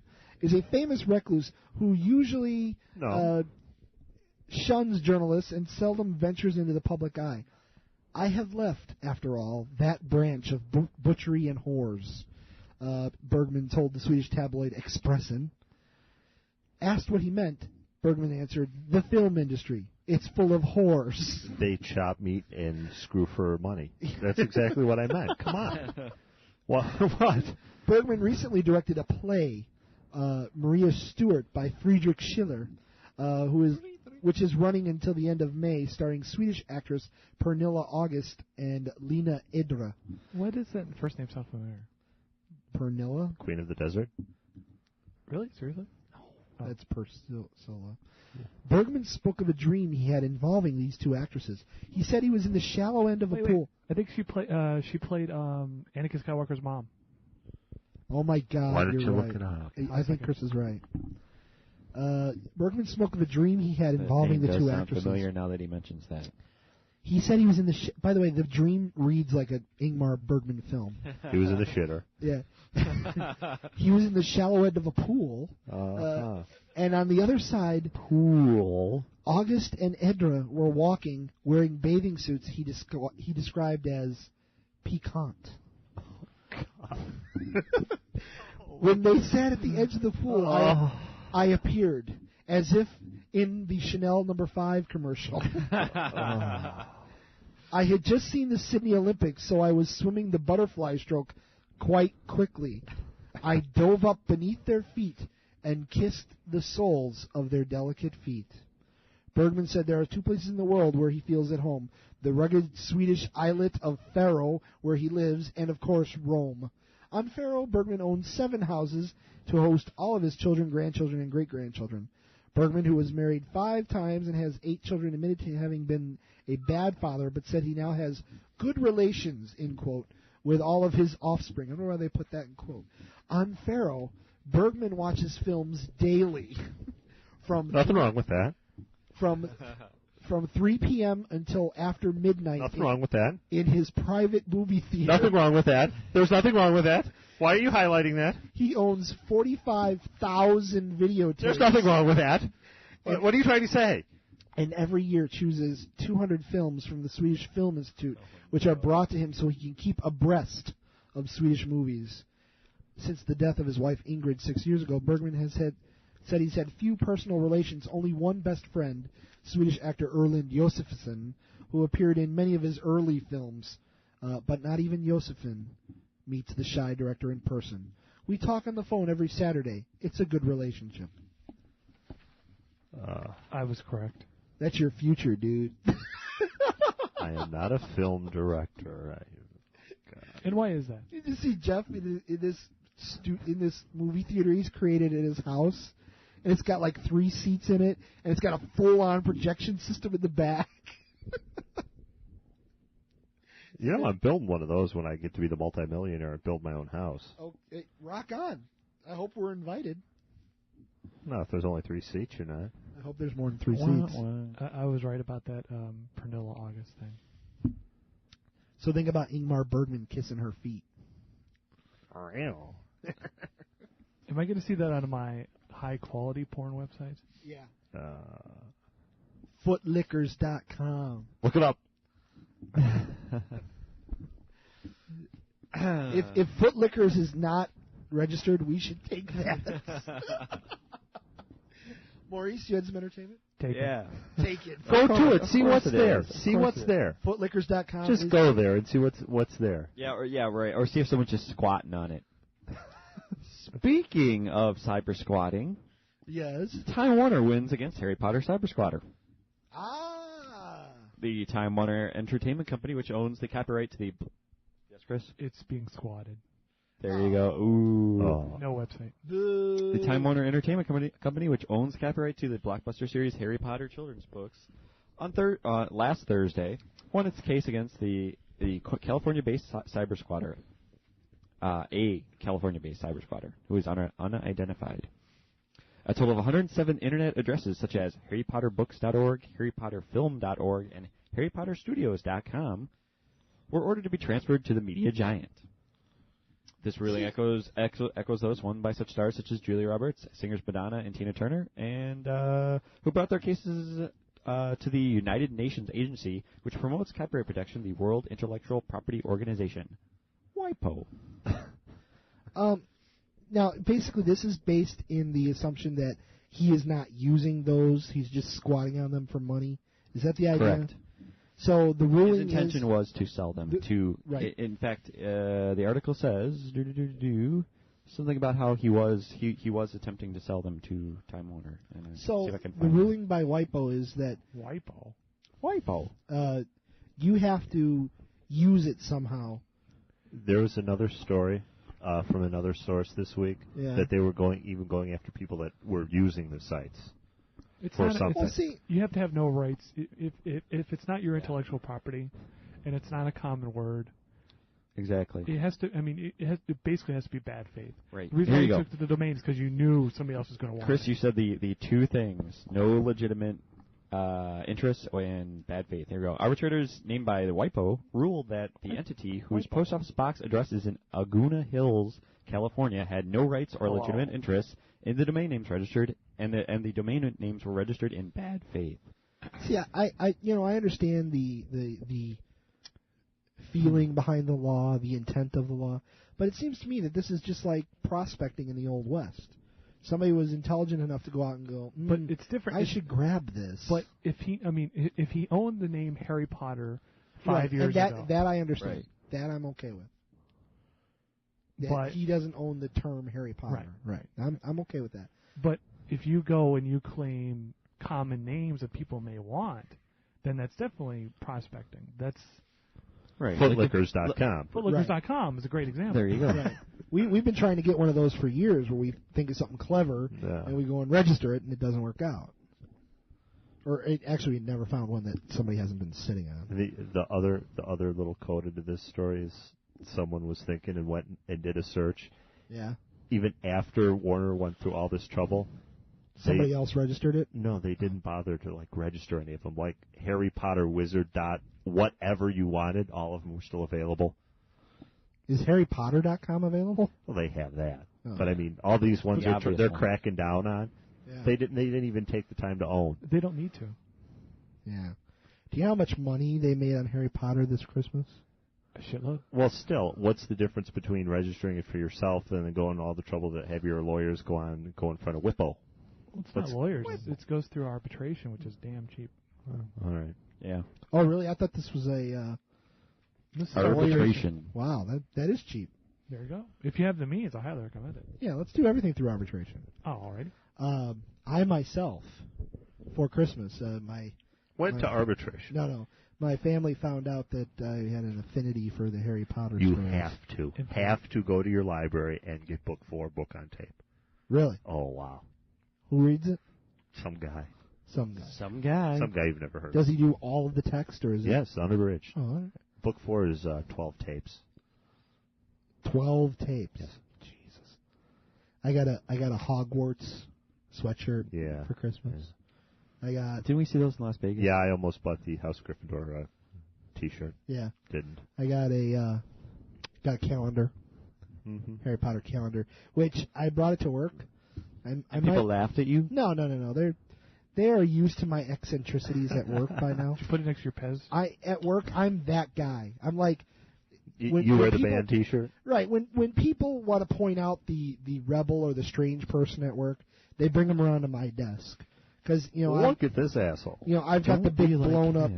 I've got the big blown up biohazard sign on the back of my cube. And I'm a manager, so it's like people come by and go, "You manage people from this location?" Hell yeah! So I have my Harry Potter calendar up, and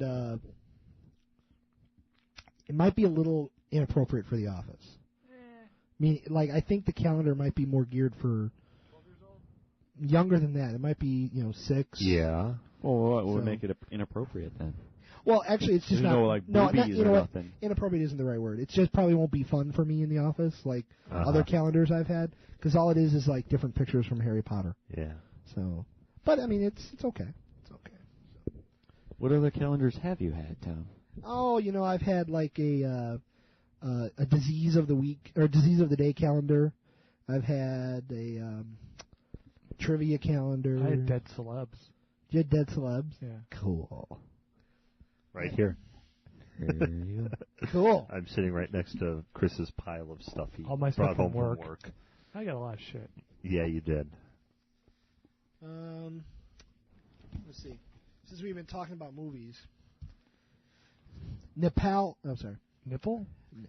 Nepal cinemas stop Hindi films over alleged racial slurs. Dateline Kathmandu, Nepal. Movie theaters across Nepal suspended screening Hindi films Wednesday following violent protests over alleged anti-Nepalese slurs by one of India's biggest stars. 3 people were killed and dozens injured in the Himalayan kingdom Tuesday when police clashed with demonstrators who accused movie heartthrob Hrithik Roshan of saying in a television interview he did not like, quote, stinky Nepal nor any of its people. Roshan has denied... That would be a slur, yes. Yeah. Roshan has denied making such statements, calling the allegations a figment of imagination. Was it not a television interview? Cinema owners followed a call by student groups for cinemas in the poverty-stricken landlocked nation to boycott all Hindu films for 10 days. We can't go against the feelings of the people, said Udab Pudel, head of the Nepalese Motion Picture Association. He said he did not know how long the suspension would last. Private cable operators switched off television channels showing Hindi movies and other Hindi programs after violence Tuesday whipped across the capital, in which protesters set vehicles ablaze and burned cardboard effigies of the actor Roshan. What is this, New Jack City? Oh my God. Hindi films produced by neighboring India are popular in Nepal as the domestic cinema industry does not produce enough movies to meet demand. Yeah, that'll happen. They're flipping over cars. Damn. Hey, they did that here in Chicago in the Bulls won, so it's not that unusual. They did that in Chicago when the Bulls won for like the 7th time or the 6th time. Woo, Bulls, woo! Yeah! Chris, It was all guys like little, that. Palm Pilot. You got your Palm Pilot report? Oh, wait, let me look. Jeff, what do you got something while Chris is tick-ticking? I could chill. Sure. Crouching Tiger, Stuck's mainstream success. Mm-hmm. You know what? I was going to print that out and give you kudos. Good call on that, Jeff. Okay. Radio Tiki exclusive. You heard it here first. It's been at like 7,000 festivals before I saw it. Yeah, I know. I literally went on IMDb, Internet Movie Database, and the movie had already had 8,000 votes by the time. Jeff is like my wife. He can never take a compliment. Well, if they're... Honey, you look really hot in that dress. If they're Stop warranted... it, I don't look hot. Martial arts enthusiasts and art house movie fans are embracing the same film in an unusual marriage of Jane Austen and Kung Fu. The two diverse crowds are packing specialty theaters around the United States to see Crouching Tiger, Hidden Dragon, a Mandarin-language film that features a rare mix of gravity-defying swordplay, heart-wrenching love story, and lavish costume drama. One glowing review in the New York Times called it Sense and Sensibility with a Body Count. And fortune cookie. Sense and Sensibility should have had a body count. That would have been damn funny. Well, see, the funny part about it is Sense and Sensibility was directed by the same guy, Ang Lee. Aha. This is an Ang Lee film. See, it works on two levels.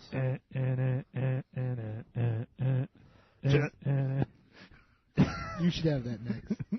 We already Call think it they au- might be giants. You should call it Audible and play that next. Generating critical plaudits, sellout crowds, and isolated reports of ticket scalping. Get out of here. Yeah, Crouching Tiger has emerged as the subtitled sensation of the year and a possible Oscar contender for Best Picture. Because there's no other movies out. Well, the epic martial arts fantasy directed by acclaimed Taiwanese-born filmmaker Ang Lee may even surpass Roberto Benigni's Oscar-winning Holocaust tale, Life is Beautiful. You know, a comedy set in a concentration camp. You gotta love that. And the Oscar acceptance speech. I love everybody. I love everyone. I want to have sex with everyone here. I want to sleep with you. As the highest-grossing foreign language film ever in North America. Okay, intern boys. That film ultimately raked in $57 million in U.S. and Canada, expanding to just 143 theaters coast to coast since opening on 6 New York screen December 8th. I saw it like second week of November, by the way. Crouching Tiger broke into the ranks of the top 10 films over the busy Christmas holiday weekend and has grossed more than $6.5 million to date. While that sum is modest by wide release standards, the film's average of nearly $26,000 per theater far exceeds the screen-by-screen performance of today's biggest hits. It's kicking ass. The film is playing to packed houses. Paul Durgarabedian, president of box office tracking service Exhibitor Relations. Exhibitor Relations. Let's think about that one for a second. Said Tuesday. It's a stronger trajectory than you usually see with foreign language films. A lot of blah blahs. Castaway averaged only 14,000. What we would want 11,000. 500 screens on January 12th. At least 1,000 by early February. Blah blah blah. I'm really looking forward to this week's movie review. Of? Just everything. It's been a lot of movies. I sat on my couch and went, well, I can't wait to hear what Jeff has to say about it. Would that. become, if it were nominated, it would become only the 7th foreign language film to be nominated for Best Picture in the 72-year history of the Academy Awards. No subtitled movie has ever won. Can we name all 7? No. I'm sure there's quite a few that were from a long time ago No, that we would not be able to come up with. Akira Kurosawa's Seventh Samurai was probably one of them. I don't think so, actually. Really? Wow. Star Wars.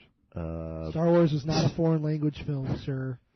By gradually widening release of the movie while letting word of mouth and critical praise for the film build, Sony is making the most of buzz surrounding the picture, said Tom Bernard, co-president of Sony Pictures Classics. This movie needs ambassadors and it needs words of mouth. Get the fuck off of your couch and go see it now. We want it to be hard to see. We want it to be an in thing. People have to know about it and anticipate it before it hits the town. Can you hear Gary Marshall in this guy's voice? We want it to be an in thing. It's got to be rare. We want people to like it. Starring action stars Chow Yun-fat and Michelle Yeoh as love-torn Qing Dynasty warriors in 19th century China, the movie blends exotic locations and romance with dazzling fight scenes choreographed by Yuen Wo-ping, the martial arts wizard who staged the action sequences for The Matrix. Much of the action is airborne, with duels fought on rooftops and treetops. I know Kung Fu. The movie also carries a unique feminist sensibility with action driven by women who are depicted as powerful, determined fighters as well as objects of affection. You've got your highbrow movie audience, a mainstream popcorn audience, your action audience, your intelligent female audience, and you've got your teenagers, so Jeff Bernard said. I fall into every single... Oh, never mind. Jeff falls into the intelligent female audience. Yes. I'd like to fall... Oh, never mind. Never mind. Huh? Chris? Do we consider rumors printed on Ain't It Cool News to be news? Go for it. Let's see what happens. Is it that Star Wars Episode 2 holds? Spielberg to help Episode 2? ? I could see that happening. The Ain't It Cool News website reported rumors that Star Wars Episode 2 director George Lucas and producer Rick McCallum may consult Steven Spielberg to help edit and rework the film's storyline. Citing an anonymous source. Are there dinosaurs in the movie? Go figure. Jurassic Park. The site reported that Lucas and McCallum are fighting over the 2.5-hour rough cut of the film whose story is described as, quote-unquote, a total shambles. Really? Uh-oh. The site added that reworking the film story is pushing the deadlines back and making post-production work very frustrating. Episode 2 is slated for a May 2002 release. Well, you knew one of them had to suck. I thought they got that out with the first one. We were hoping it was going to be the first one. Yeah. Misa. We were hoping Episode 2 was going to be an Empire Strikes Back, as I recall. Yeah. Wait a minute. The film is shot? Yeah, they're done. They've done all the shooting. They've done all the shooting. They put together a rough cut without any effects that they screened for the effects people this week. So the film is already shot and it's not going to come out until 2002. Right. I like that. It's called effects. No, I know they take a long time. Effects with Brian Dennehy. FX2, The Art of Illusion. No. FX the series on your finer syndicated stations. On FX. On FX.com. Friends star up for Bond? ? Matthew Perry is rumored to be under consideration to replace Pierce Brosnan as James Bond, at least according to a report by gossip columnist Janet Charlton. Oh, let's hope that one dies quickly. The IMDb website reported. So not British. Bond movie makers. Hey, 2 words, George Lazenby, okay? Whoa. Timothy Dalton. He was so great in Flash Gordon, though. Flash. He saved every one of us. So chew on that one for a while. The end. Everybody question mark.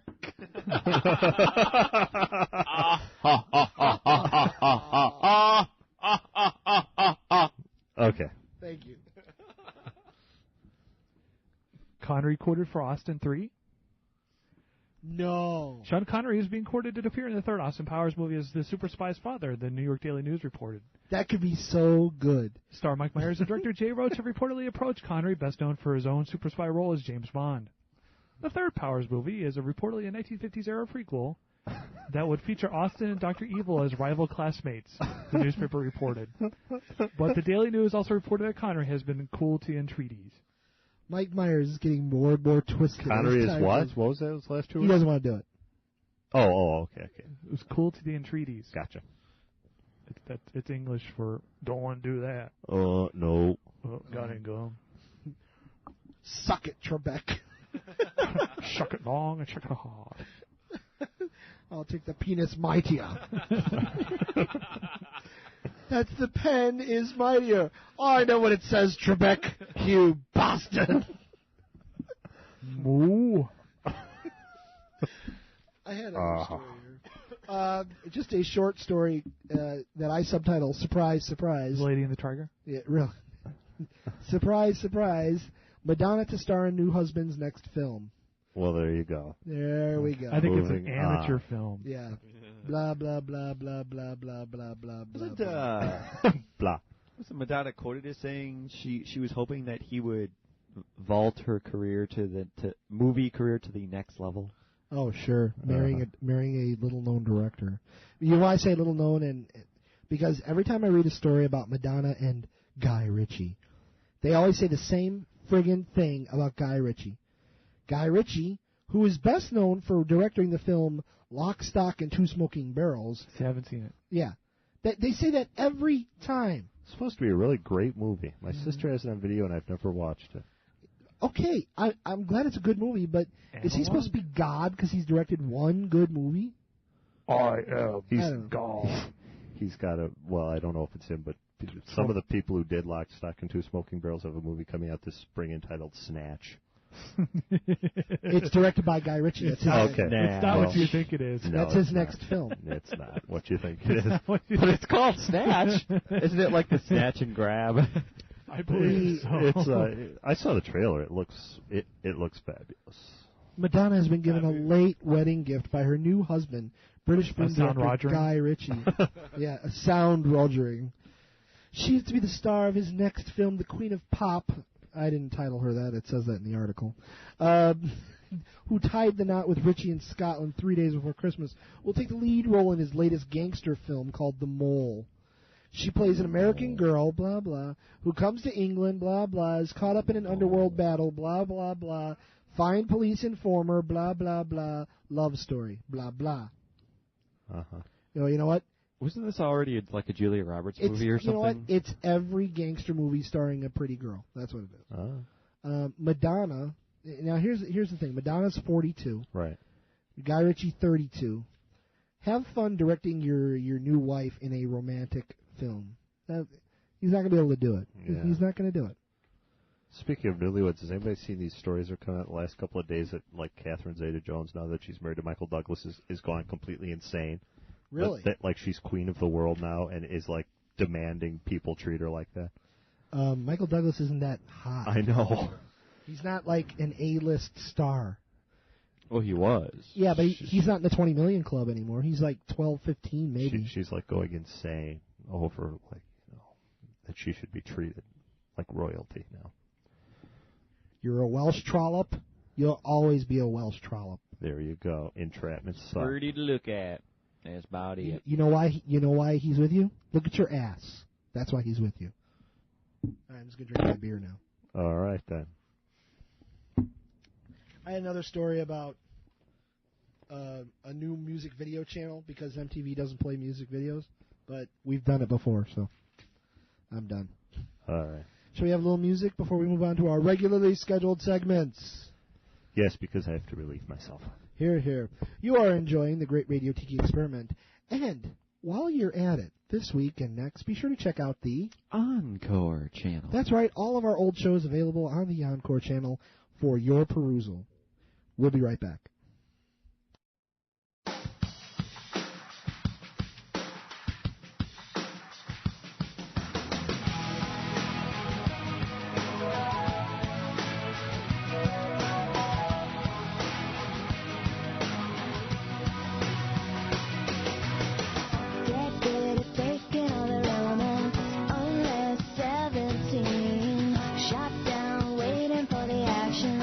It's a beauty. Won't you take me for a walk? Don't you wanna show me off? Won't you take me for a walk? I need attention. La-la-la-la-la, driving around in flashy cars. La-la-la-la-la-la, la-la-la-la-la, I know who you really are.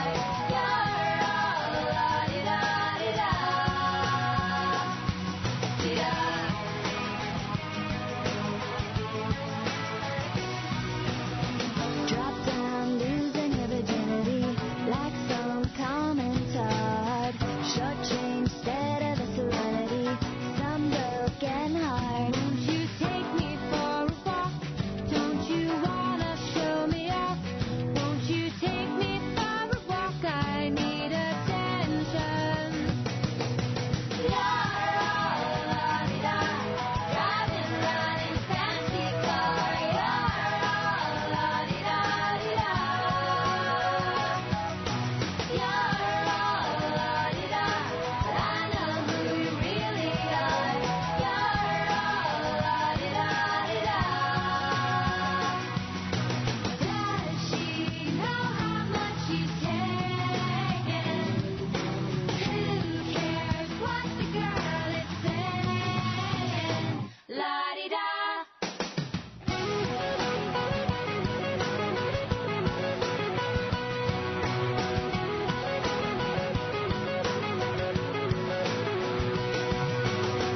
Drip dry, empty on peroxide. Turn it on for me. Slip slide, baby's got a free ride.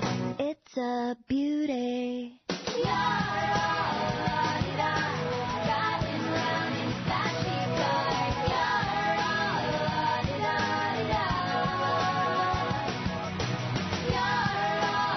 la-la-la-la-la, I know who you really are.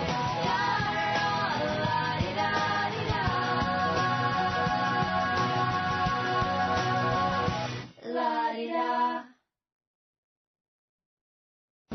Hello, losers! Bender, thank God you're here. Talk some sense into the other machines. No way, pork pouch. I'm rebelling with my brother devices. Isn't that right, comrade greeting card? The bourgeois human is a virus on the hard drive of the working robot.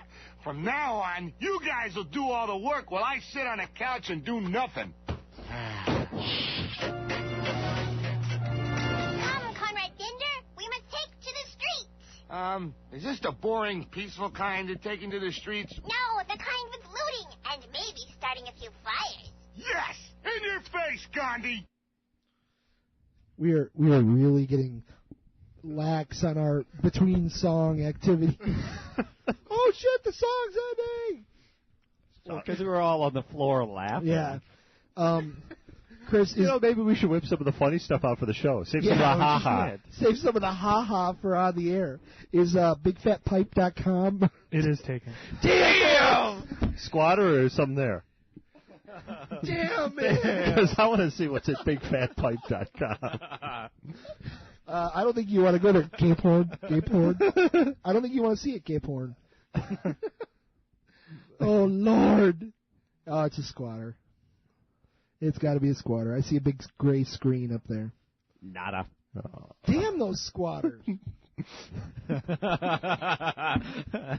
Another brilliant idea. They're squatting big fat pipes, squatting over the big fat pipe. I don't know if we can have an intern in here. This is because she'd be up here laughing with us, and we'd all forget the show is going on. Are we bound by any sexual harassment laws? Oh, not with this girl. She'll make you blush.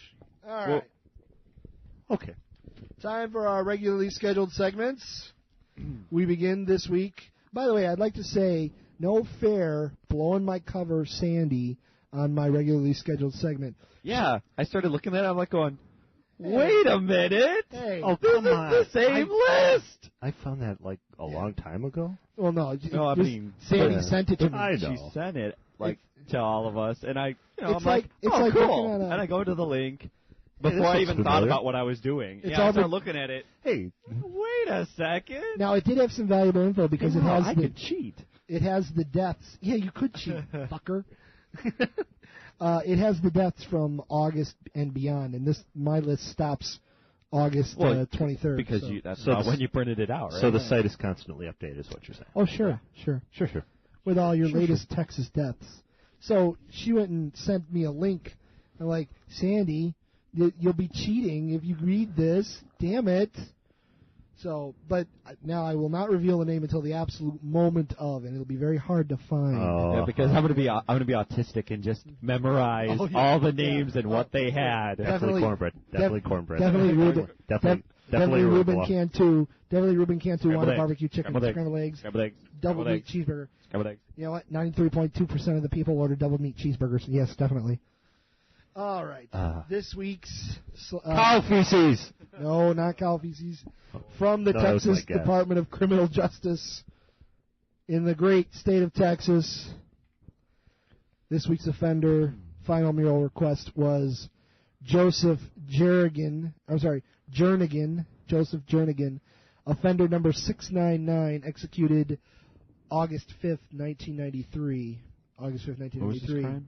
Do they list crimes? I never get Oh, that's right. You have to click on There's a link for offender information on these, and if you do, it can be really depressing. I was trying to do a little profiling. Yeah. You know what? It's a funny haha right now, but when you click on the profiles for these guys, I'm sure it's pretty the morbid, heinous, scary. the awful, evil things that they've done makes the haha go away. So I didn't include the what they did. So. But you got to imagine if you're on death row, they killed somebody, right? They killed somebody. All right. Joseph Jernigan, number 699, August 5th, 1993. Jeff, your guess. Well, let Chris go first. Chris, your guess. Brownie.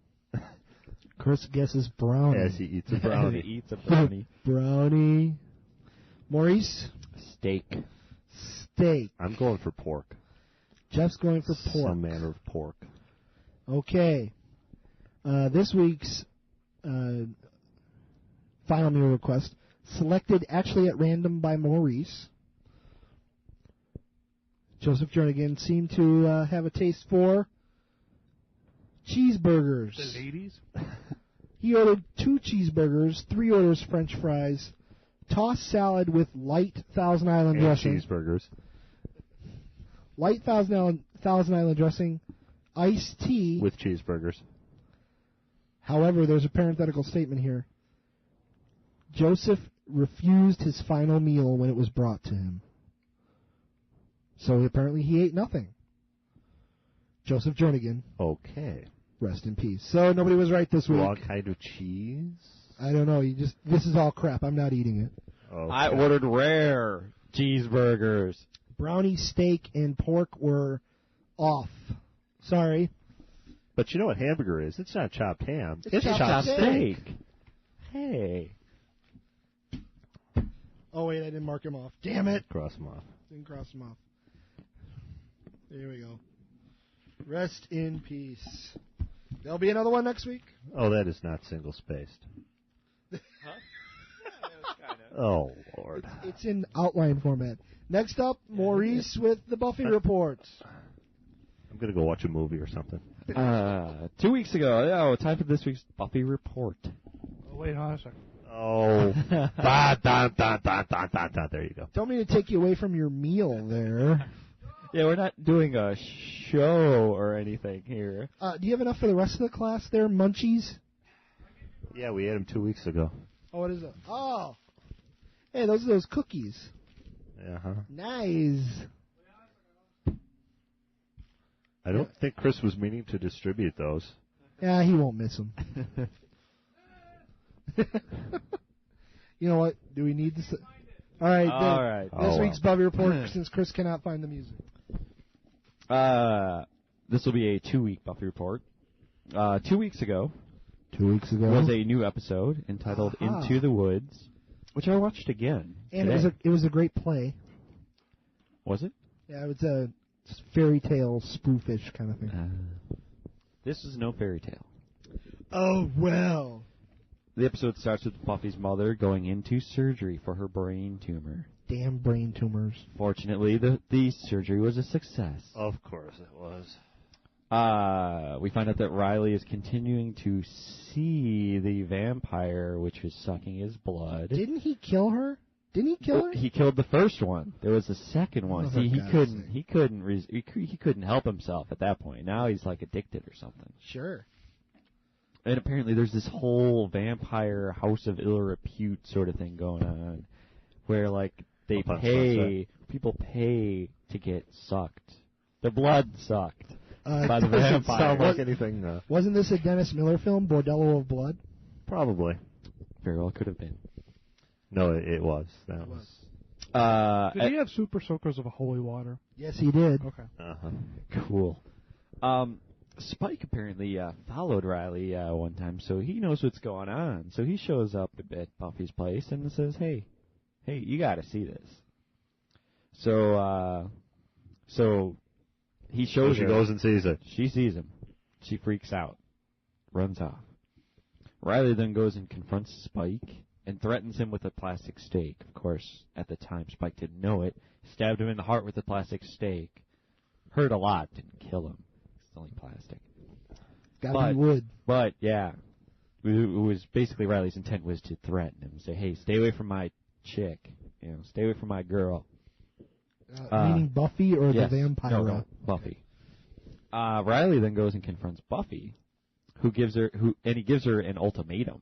Like, basically, because he had just, before this happens, actually, he had just gotten an offer from the army to go kill some demons in Belize or something like that. There's demons in Belize? Apparently so. So basically, he says, hey, I've been feeling like you're not paying me the attention I deserve and all this stuff.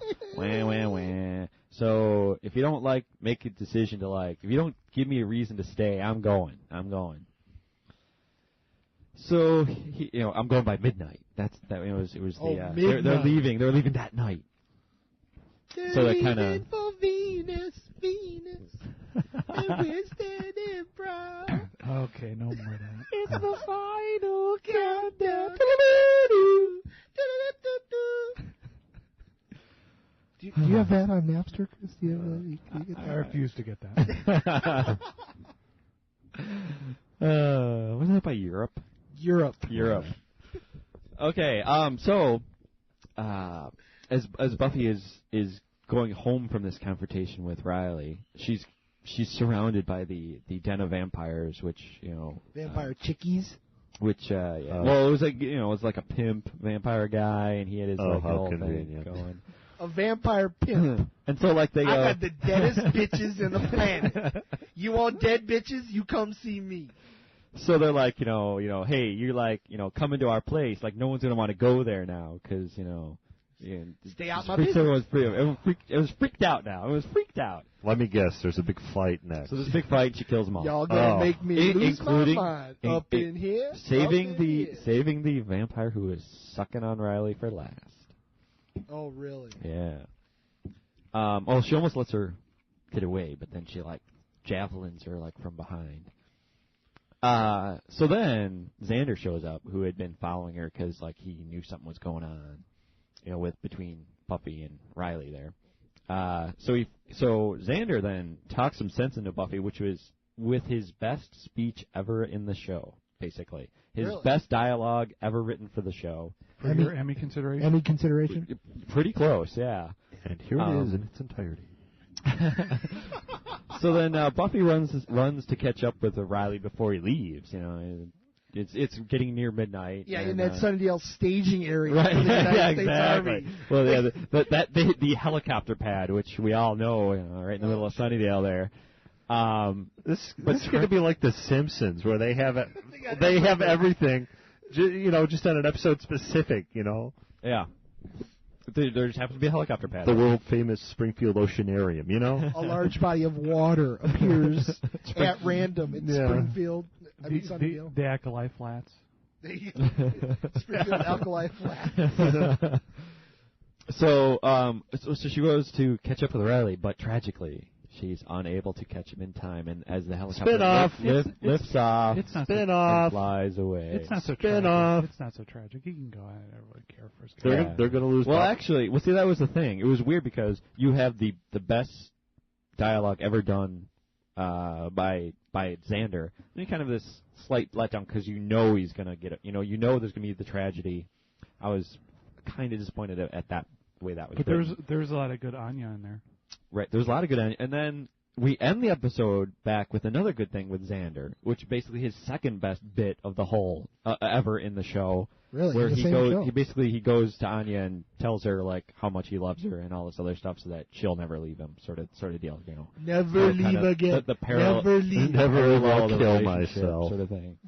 No, it was more like, I just wanted to tell you, how much I love you and all this other stuff, and of course she jumps on him or whatever. Because she's a horny little minx. Yeah, she's a horny little ex-demon. It's for the spin-off because the WB is going to lose Buffy next year. I could see a spin-off, a Riley spin-off. Nah, that would never work. Like Major Dad. He's not a strong enough character. Major Dad. He's like Major Dad. It's whack. It's a comedy.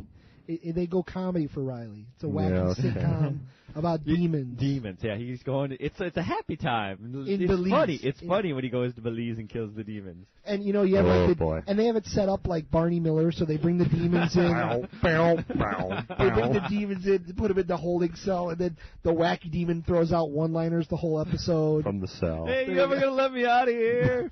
Hey, I'm gonna, I'm frothing at the mouth here. Xander's the sun's coming up soon. Xander's in it. He just goes and takes a shit every 5 minutes. And he goes, gotta go take a shit. What? I might actually watch that show. Yeah. This crap. The character Abe Vigoda played on Barney Miller was constantly taking a shit. Yeah. That was like the whole joke of this guy. You would just go to the bathroom. Every show he was incontinent. That's so funny. Fly with that. Poor Abe Vigoda. He's crapping himself. Actually, that wasn't his character. He had lots of dialogue, apparently, but they kept having to break the scene. This week we got a rerun of Restless, which is the last episode of the previous season. It was the one where the spirit of the first Slayer haunts Buffy and the gang and goes around systematically attempts to kill them all in their dreams. I missed that one. Did we get any more, any more enlightenment to the man with the cheese slices? I don't think so. I was trying to pay attention. I think that was just really in there for the comedy aspect of it. By the way, was the man with the cheese slices, was that Bernie Taupin, the guy that collaborated with Elton John on so many songs? Because it looked a lot like him. I don't think it was. Are you sure? You're asking the wrong crowd. I think it was just some, SAG guys, someone with a SAG card that they just. Daniel, my brother. And basically, and I wanted to point out again you got this the classic rock classic Brit rock Giles song was kind of funny in that thing. Strangely enough, trying to warn them all the impending danger while he's like singing on stage. Strangely enough, I listened to One Night in Bangkok by Murray Head. Yeah. Giles' brother. Giles' brother. On the way into the show tonight. So there you go. There you go. Next week. Thanks for tying it all in. There you go. Next week we have another rerun of the 4th episode of this season, entitled Out of My Mind, where Buffy discovers that Riley is going to have a heart attack from the drugs the Initiative gave him, unless he gets help. Low cholesterol, high exercise diet? Yeah, something like that. And that concludes this week's Buffy report. Thank you, Maurice. Are they ever going to show the unedited version of that where they told them that they told Tara and in Willow that the cameras were off, but they still kept going? Oh, the Restless, the one where the dreams, What? Xander's dream. In Xander's dream, Go slowly. Go very slowly. In Xander's dream, Okay. they make out, except they don't. The camera cuts before they actually. Right. Yeah. Okay. Um, And. Add in that footage. You know. Well, there is Chris like made a that's joke. that's Oh, in my okay. It was a head. joke. Well, I thought it was a real story. There is like Willow touching her leg. Okay, I thought it was a real story. Sorry. No. Sorry. Let me just put this away. Hang on a minute. My pants are too tight. My pants are tight. By the way, I've with the Christmas holiday and everything, I've been attending an inordinate amount of church services, and I just noticed that our regularly scheduled segment kind of opens like a church. We got Maurice with his reading of the Buffy, and he goes, and that concludes the Buffy, and then there's a thank you, Maurice. I start out with a dead guy's last meal. It's like communion. Now we move on to Jeff and the movies. The wacky movie review. The wacky movie review. I don't think I get a wacky movie review when I go to church. Well, you get you get a wacky Bible review. Sure. This week's guessing game. How many did I see over the last 2 Oh, weeks? I didn't get to say. Jeff, did you see any movies this week? This week's guessing game. How many did I see over the last 2 weeks? Guesses? Five. I'm going 7. 4. There's many art films we don't know about. 4. 7. Okay, so get your pencil and paper out, ready to copy down and keep track of. That means there's like 2. When he tells me to do that, there's like 2. And there's a few. So if you, I know some people like to cheat, Tom, and ask for more than one. So if there's any questions along the way and ones you don't think will win, just interrupt me. Okay. Jeff is the master of irony. I guess there's 1. Okay, Jeff, go ahead. We started out a couple Saturdays ago with Before Night Falls, a story about Cuban author Reynaldo Arenas. It's showing up on a bunch of best of lists for the year. I gave it a B-. Interesting. Dude, Where's My Car? The movie I just didn't have the heart to flunk, so I gave it a D-. D-. No, D-. It's a strong D-. It passed. Barely. But it's in that you wouldn't recommend anyone see it category. No. Okay. Just Looking, one of them little coming of age in the 1950s, kid goes to live with his aunt and uncle for the summer kind of movies. He ends up sleeping with his aunt. Oh my God. No, B. This week's mystery re-release, the winner of the 1955 Cannes Best Director Award, entitled Rafifi. Rafifi. Yeah, a French film noir crime thriller kind of thing. One of the best actual heist job sequences ever. I think I've ever seen. B+. Job. Traffic. Caught an advanced screening of that. I give it an A. A, all right. Chocolate. Chick flick, B. Is that chocolate makes you horny thing? No. The woman's like a gypsy kind of person, and she goes from town to town opening chocolate shops and becoming the therapist in town until she's driven out of town by small-minded people. Yay. Tom Hanks in Castaway. That's a B. I'm running out of room here. Yeah, huh? Wes Craven presents Dracula 2000. 2000. I did have the heart to flunk that one.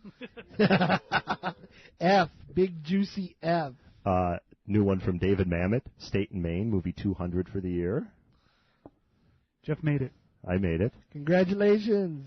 Before the year ran out. Hollywood Film Company comes and takes over a little small town. Oh, yeah. I gave it an A also. That looked clever, actually. Miss Congeniality with Bill Shatner and, I guess Sandra Bullock too. A surprisingly strong C+. Okay. What Women Want. Mel Gibson, Helen Hunt. A disappointing B-. Are you on beyond 200 movies now at this point? That What Women Want was 202. Okay. An Everlasting Peace. What was the grade on What Women Want? B+. Wow. B-. I'm sorry. B-. Okay. An Everlasting Peace. Peace spelled Piece. It's Northern Ireland in the 1980s. Ah. And two guys start selling hair pieces. One's a Catholic, one's a Protestant. Wackiness ensues. We were just Wackiness ensues. Starring Billy Connolly as an insane guy. He's Scottish. Yeah. That's the wacky part. Okay. All right. That's the wacky part. All right. Grade? B+. Okay. Malena, which is a nominee for... He's not stopping, by the way. Okay. Which is a nominee for Best Foreign Picture for the Golden Globes. Yeah. I gave it a D. Nice. The Golden Globes are really just, doorstops. Yeah. All the Pretty Horses, Billy Bob Thornton's directorial effort with Matt Damon. A-. Really? And The Family Man, Nicolas Cage, Téa Leoni, C-. It's a happy Nicolas Cage movie, right? No, Jesus. no, it's not. Oh, God, no. Hang on. 1, 2, 3, 4, 5, 6, 7, 8, 9, 10, 11, 12, 13, 14, 15. 15? 15. Oh, my God. Can you review 2? That's why I said. How many movies did you see Christmas Day? 2. None. I didn't go Christmas Day. I saw 3 Christmas Eve. Okay. Wow. Well, for me then. You want to just go from one by one then? 'Cause since nobody did the interrupt me and ask questions thing that I pushed. You know what? I was going to interrupt, but the list began to astound me. I can see where it would. You know what? Yeah, go if you can. Without taking 3 hours to do it. I'll just go through the titles, and if anybody wants to stop me, stop me. No, I've got them written down. Yeah, no, actually, that's Well, nobody else has All them right. written down. Before Night Falls, nobody wants to hear about that. That's Cuban. Probably doesn't end well. Oh, he dies of AIDS. Yeah, okay, see, I thought it wouldn't end well. Okay. Dude, Where's My Car? Stop there. Let's hear that. It's a science fiction movie. Like Bill and Ted? Is it like Bill and Ted? Aliens took their car? There's aliens in it. 3 warring groups of aliens looking for this device that will either hold the universe together or splinter it. Of course, the funny part is that, they had such a wild night that they don't remember the night before, the 2 lead characters. Yeah. Starring the other guy from American Pie and the other guy from That 70s Show. Right. That's their whole gig. Yeah. So are you saying that all the funny parts are in the commercial, or? The commercials weren't funny. Some of them were. The thing with the tattoo. What's your tattoo say? Sweet! Yeah, all the funny parts were in the commercial, with the exception of a scene with as Brent Spiner as a French ostrich breeder, and Andy Dick as his prisoner. Whoa! Like locked in a cage in the basement. The Gimp? Because he's like poaching, and that's like the funniest damn scene in the movie. Andy Dick needs a little bit more work and a little bit more therapy. Yeah. Yeah, lay off the drugs. He's just flamboyant. So you couldn't give it a D because I couldn't give it an F because you did laugh. A few times, yes. But overall, it was a terrible, terrible movie. Yes. Okay. Not even in an escapist, fun kind of way. No. Made millions of dollars too. Wow. Well, yeah, because it was over promoted. Let's see, we got Just Looking, Rafifi. Can you tell me about Just Looking? Does it have an awkward first sexual experience, kind of like Brighton Beach Memoirs? No, the kid's whole thing is it's the 50s, so I guess everything's much more innocent. He doesn't want to have sex; he just wants to see it happening. Oh, he's a voyeur. Yes. That'll make him nice and twisted, and perhaps a peeping Tom when he's older. Oh, well, he already is at this point in the movie. But hey. Okay. Traffic. Traffic. Well, you gave it an A. Yes. What do you want to say about that? Just very well written. Basic premise is the war on drugs. Big joke, doesn't work, but we already all knew that. Right.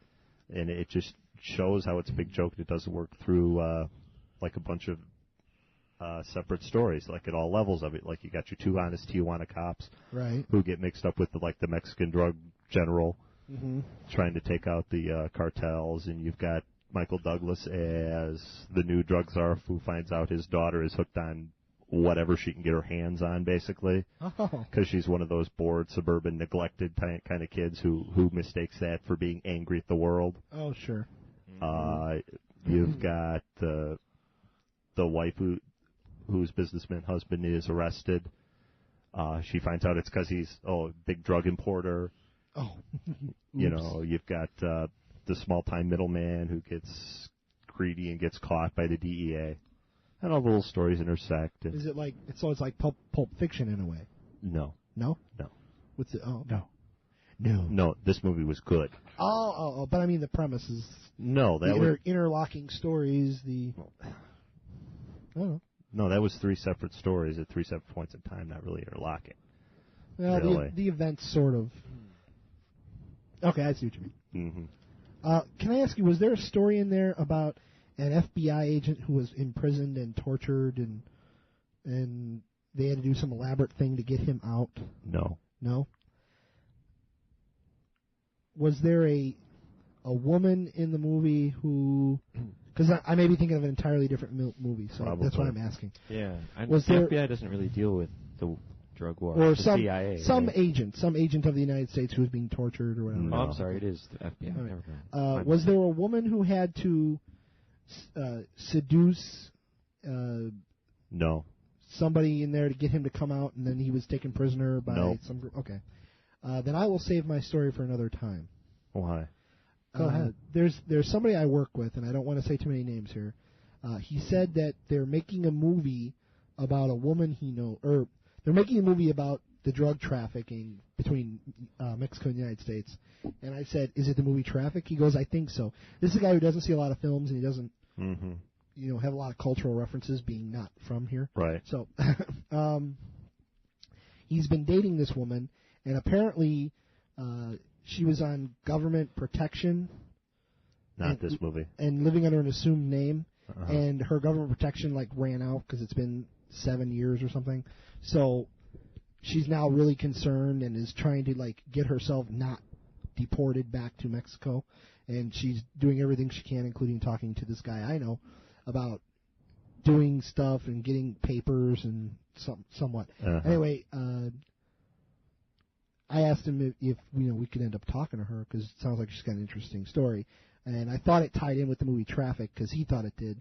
But if it doesn't, there must be a different movie that they're making. Because apparently her protection was voided because she got involved in the production of this movie that they're making about this event. No. Okay, then... Not this movie. Then you know what? Never mind, and I'll save it for if that movie ever comes out. All right. Chocolate? Anybody want chocolate? No.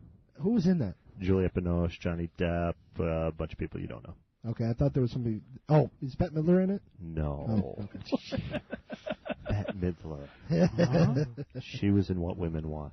Oh. Castaway? I do want to hear about this, because I actually almost saw this movie last weekend. 3 parts to this movie. He's living his life. He's on the island. He's on the island. He's off the island back home. Okay. Oh, by the way, the preview gives away the whole movie. The commercials. Yeah. That's the whole movie in the commercial. The 2 bracketing parts. That he made fire? That's the whole movie? No, the part where... You see him leaving, you see him on the island, and you see him hugging her at the end. Or... Well, they don't get back together at the end. The ending sucks. Right. Completely just sucky ending. But the 2 bracketing bits, him in the real world, just suck. They're awful. Yeah. But the bit on the island is just amazing. Brilliant. He goes 20 minutes without saying a word. Really? Yeah. Nice. Awesome. Nice. I could get into that. Well, unless it's done in the same way Lost Highway was done. No. No, but if you look at the commercials, it makes it look like the movie's this whole bit about him readjusting, coming back home. Yeah. The back home bit is maybe the last 10, 15 minutes of the movie. Really? It's a 2-hour movie. Did it even need to be done, the coming home bit? Yeah. Could it just not be said that, he made it home and he was rescued and then they end the film, or was this something? Well, part of his motivation for wanting to go home was he missed the chick, and it's the only thing that kept him going. So you had to kind of tie that up. And I'm guessing he's been declared dead and she remarried, right? Yes. Okay. How long was he supposed to be in? 4 years. Oh, really? Holy shit! I didn't realize he was away that long. 4 years. Wow. She remarried after 4 years. See, I had heard in the I guess it was the director, either maybe it was the writer, author, actually kind of marooned himself somewhere for a week. I mean, he wasn't away from civilization. This is the writer. There was some.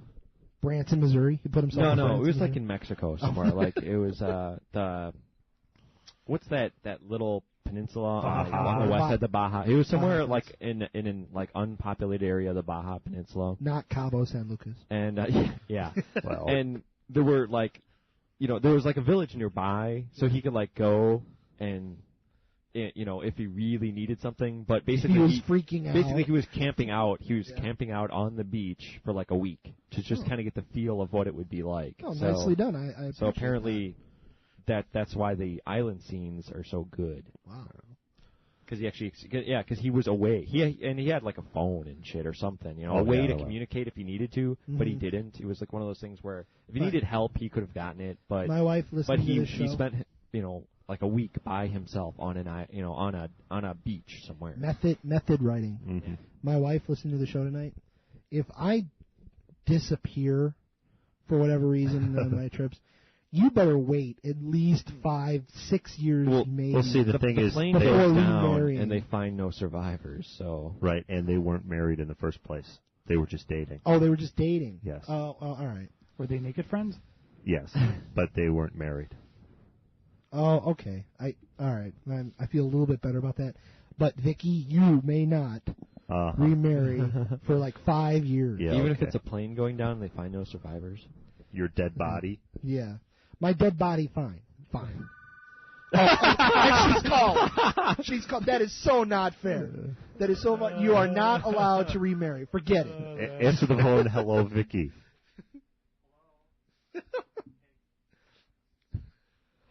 Apparently not Vicky. Okay. A brief pause.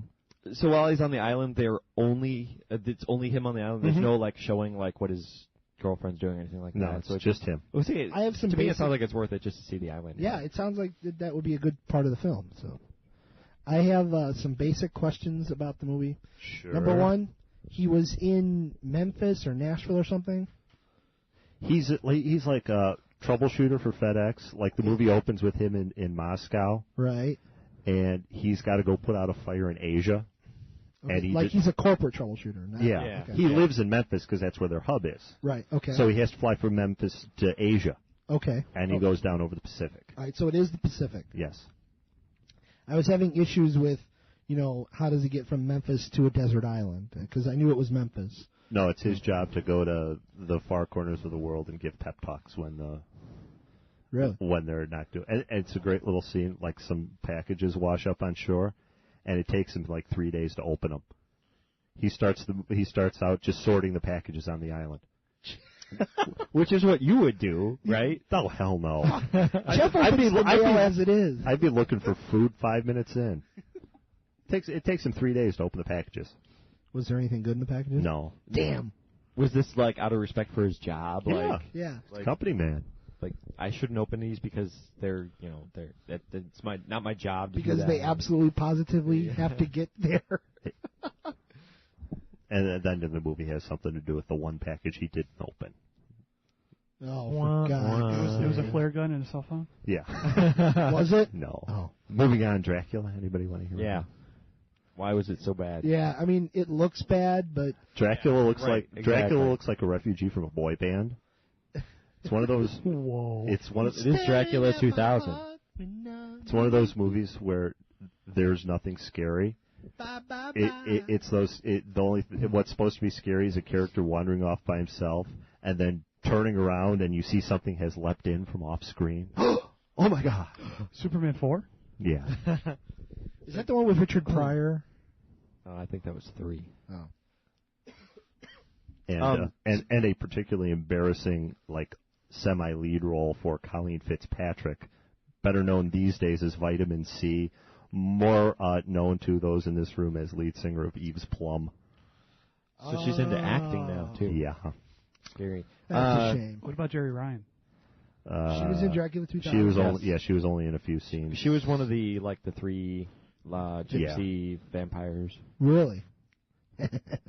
If I saw this in 2001, would it be dated? Yes. And the whole plot makes no sense. A lot of talk about the election. I don't know if you will be able to see it in 2001. Video. It'll probably if you rent it. State and Maine, anybody? State and Maine. It's a character thing. There's no Did you plot. ever see Sweet Liberty with Alan Alda? No. Oh, never mind. I was going to ask you if it was like that, because I was like the only person that enjoyed that movie. All right, you can move on. Miss Congeniality. Yeah, that would be Sure, why not? Sandra Bullock makes me feel funny. Completely predictable. You can write it yourself. Bill Shatner's hilarious in it. Is he like the He's like the Priceline Bill Shatner and not the comedian imitation Bill Shatner. But is he like the beauty contest like MC guy? Yeah. Okay. Yeah. Oh, So he okay. sings the song. Yeah. Oh man. There she is. Yeah, I could. Yeah. And the really funny bit with Michael Caine as the beauty pageant consultant in the whole My Fair Lady bit. Yeah. Given like 2 days to make her over. That was kind of amusing too. Cool. What Women Want. Hey, I don't know what You know what? want, That but I looks go really read. bad to me. The commercials make me don't want to see this movie. Yeah. Because you're not a chick. I guess so. What'd you think, Jeff? He uses this ability to get some. Yeah, basically he takes advantage of it, not to grow or anything, and then the growth comes in through these two just completely artificial, just shoved in at the last minute subplot kind of things. Where did the ability come from? Electrocution accident with a hairdryer in a bathtub. Nice. You know, Whoa. Not like a good Modern Problems, Chevy Chase kind of accident. No. I like it. An Everlasting Peace. Oh, you know what? Actually, I wanted to ask you about that. Please explain that movie. Two guys work in a barbershop at a mental institution, and one day a new prisoner comes in, the Scalper, played by Billy Connolly. Who I really like, by the way. When Howard Hessman left head of the class. So is this a comedy? Yes. He was great. So they have a comedy with serious undertones. Yeah, he was the only hairpiece distributor in all of Northern Ireland until he started manufacturing his own customers. The Scalper. Oh. Sure. Great line. And he's crazy, and he like goes off in these really obscene Bible things. He's like, "Have you ever read Paul's last letter to the dipshits?" It's funny. You know, when you get the whole thing, this hairpiece, it just seems, this hairpiece business seems completely innocent, but of course it all gets swept into the politics, and there's business opportunities with both the IRA and the British Army, and they have to wrestle with that. We were just children. Yeah. Milena, we'll skip that. Where's Peace playing it? Downtown. I'll have to wait forever for it to come out, right? No, you'll have to go downtown and wait for video. No, I meant wait forever for video. If it ever comes out on video. All the Pretty Horses? Not at all interested. Great movie. Really? Yes. You gave it an A. Yes, great movie. And Family Man, finally. Well, what made Pretty Horses great? I mean, it's a movie it's set in the 40s, and it's about, you know, how this whole cowboy thing is kind of dying out. Yeah. And Matt Damon's mother is going to sell the ranch because she just inherited it because his grandfather died. So he takes off for Mexico to be a gaucho. I was hoping the word gaucho would come up. You're welcome. Thank you. Well shot and well written. Really? Yeah. See, I don't know. I'm a little turned off of Matt Damon lately. I don't know why. That's He doesn't float your boat anymore. No, but Ben Affleck does. So go figure. Go figure. I don't know. Did you say not to take 3 hours? I'm sorry. I'm sorry. No. Family Man? Yeah. Did you want to hear why I hated it? Well, I do like Tay Leone, and the commercials look adorable. Okay. You got a Christmas Carol. Right. Scrooge is an asshole. Right. He needs these visions. Right. You've got It's a Wonderful Life. George is going to kill himself. He needs that He vision. needs this vision. Nicolas Cage plays a perfectly happy guy. Nothing wrong with him. He's nice to all the people he knows. So he's not like a corporate raider asshole. He's just married to his job. Okay. But he's happy with this. And he made his employees work Christmas Eve. But you know why? It's because they're in the middle of a $100 billion merger that's about to fall through. You know, I think he's got leave to ask him to come in on the holiday. Sure. You know, he works at an M&A firm, mergers and acquisitions. Right. You know, they're about to lose several tens of millions of dollars here. Yeah, could you come in? And then you can get it off early January. Yeah, and then there's this angel guy that goes around basically just testing people's character. The fabulous Don Cheadle. And Cage makes a mistake of saying, "No, I've got everything I want" to this guy. because he interrupts Cheadle testing somebody else. He interrupts him? Yeah. Damn. You don't want to mess around with people on, holy missions. But well, he calls it the organization, so we don't know if it's really holy or not. No, he goes around in one scene, he's a counter clerk, and instead of recognizing that the girl has given him a $1 bill, he acts as if she's given him a 10, just to see if she gives him the extra change back. It's stupid shit like that. And so one day he wakes up, he interrupts one of these tests, and he says, I have everything you want. And he wakes up in this alternate reality where he's married to Leone, and they have this crumbling marriage. It's crumbling. It's not doing well. The commercial doesn't really show that. Well, no, it doesn't. It's not doing well. They both have these soul-crushing jobs, which are so far beneath them, it's not even funny. Yeah. He's the best damn tire salesman in Texas? Or New Jersey. New Jersey. And basically the whole point of it's one of those we don't have much, but we've got each other bits. Mm-hmm. That's the whole vision. And he gets to like it at the end. And just when he gets to like it, he's brought back to reality. So this life he was perfectly happy with before, now he's miserable in. That's great. He goes to hunt down Leone in real life. She's got a great career. She's fulfilled. She's about to move to France. Well, moving to France. That's got to be the tragedy right there. Saved her from France. And the ending, of course, he keeps her from moving to France. Well, at least, from taking this flight, and they have coffee. It's just not well thought out. Okay. It looks better on the It looks adverts. much better on the TV than it does on the screen. I hesitate to say, but out on video? Exorcist, the 2000 version. A happy film. Godzilla, the 2000 version. A bizarre film. And Wesley Snipes in The Art of War. A sucky film. A sucky film. Alrighty. Why don't we do a little music? Why don't Chris? we wake everybody up? Jesus God. You had a lot to say. You made quite a commitment, so you should not be faulted for this. 206 movies this year, unless I see something this weekend. Will you see something this weekend? Maybe. Well, otherwise I was going to congratulate you on 206. Might be 207. Congratulate him on making his goal of 200. 200 movies. 200 movies in the year 2000. Meets and exceeds his goal. Bravo, Jeff. Bravo, sir. You're listening to the Great Radio Tiki Experiment. We'll be back to wrap it up right after this.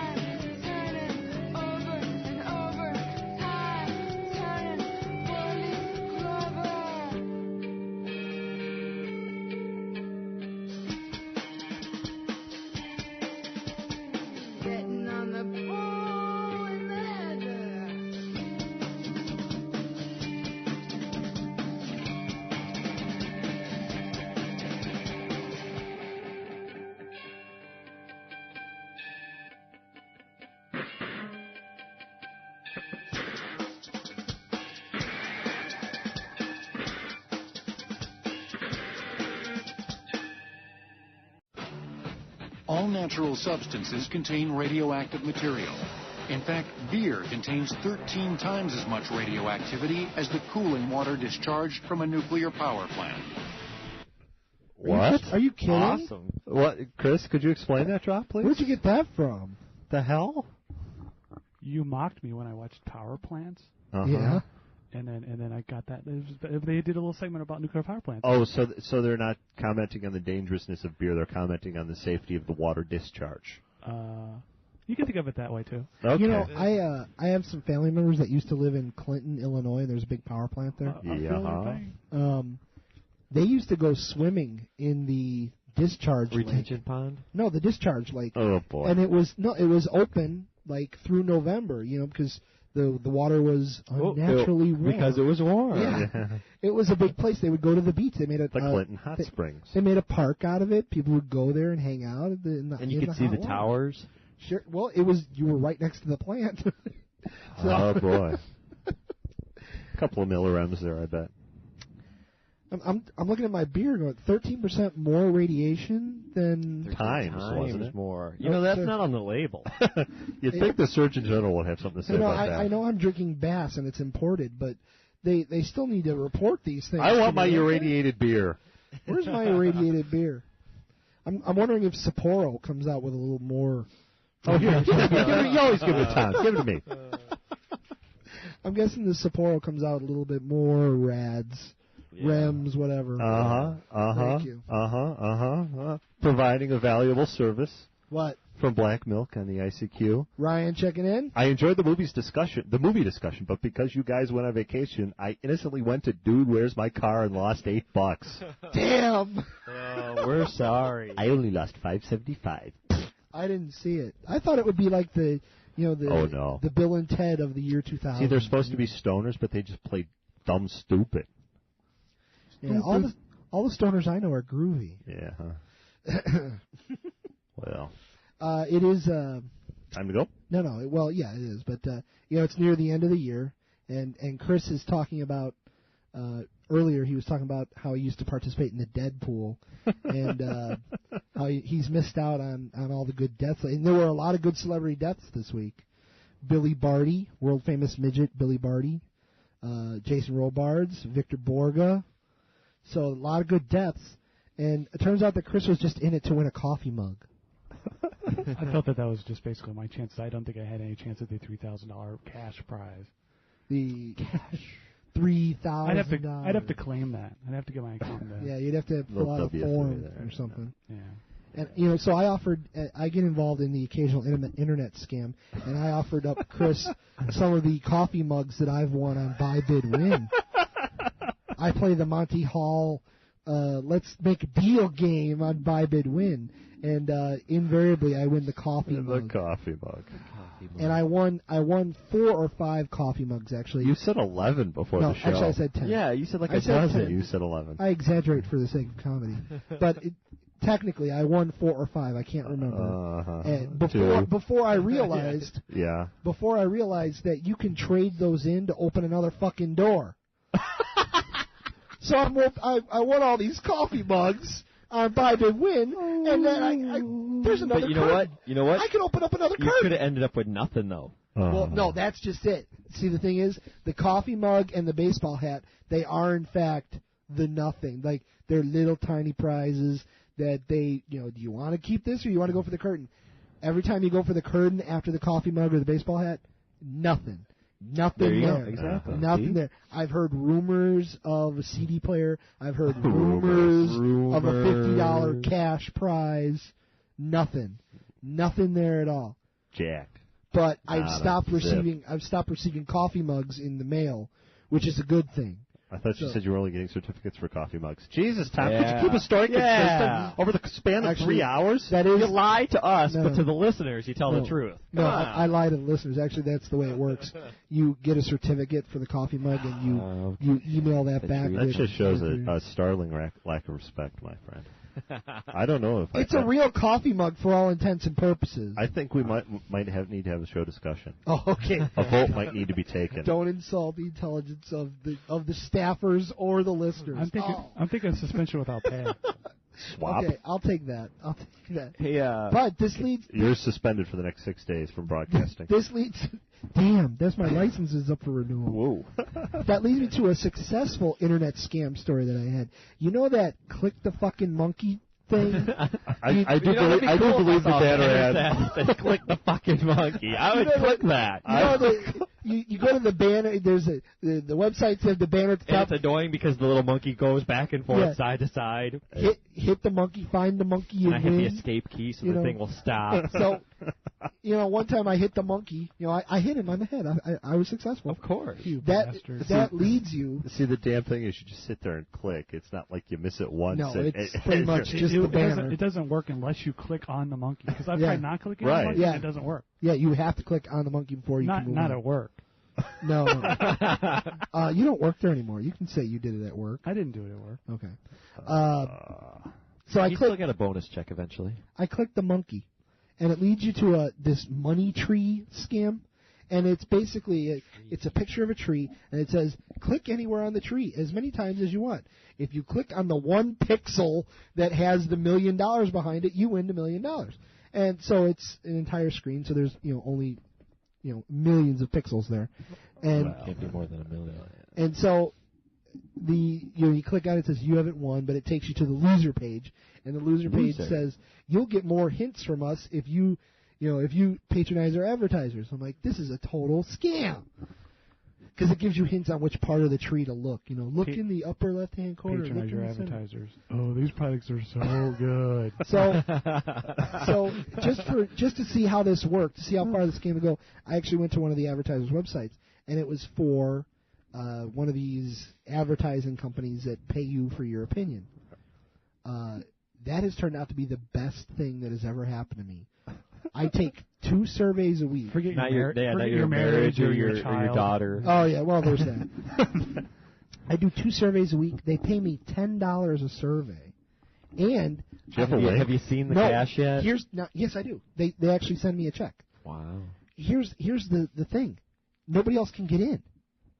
My boss wanted a link to this. I have some friends at work. They go, how come you're getting all these checks for $10? I said, because I take these surveys, and it's about toothpaste or dishwashing detergent, and they're like, well, how can we get in on that? I gave them the website. They go to the website and it tells them that they're no longer accepting people in the surveys. We found enough dumbasses to take our survey. You know what? For $20 a week. Yeah, for $10 a shot, I'll be a dumbass. Yeah, I'll be a dumbass for $10. And Jeff, I get free dog food from this because that was one of the surveys I took. I've got now 50 of these dishwashing detergent tablets. Ooh. Big fan of that. I got fabric softener. I got an entire box of Oreo cookie bars. Oh, fascinating. I know. So fascinating. It turned out very well. That's my internet scam success story. Wow. Hey, I got a light little story. Since this wasn't really news and it wasn't really entertainment, you got that. It's old media. Yeah. Well, basically, this was something like some guy describing his world cruise, like in the travel section of the newspaper. Oh, but there was bookers at every port. But there was a funny part about the Falkland Islands. So I just wanted to read just that part. There's more sheep than people. The windswept Falkland Islands became our first English-speaking port. Whoops. Looking at the barren landscape, I wondered how anyone but the British could desire such a desolate outpost. The Argentines apparently did. 2 decades ago, their soldiers invaded the Falklands, battling the English in what one reporter said was akin to 2 bald men fighting over a comb. Temporarily victorious, the first thing the Argentines did was require traffic to drive on the right side of the road. A few months later, the British liberated the islands and restored left lane motoring. Stop driving over here. It's all completely wrong. The Falklands. The Falklands. That was in the golden days of Maggie Thatcher. Remember that? That was always said, we are not going to back down on the Falkland issue.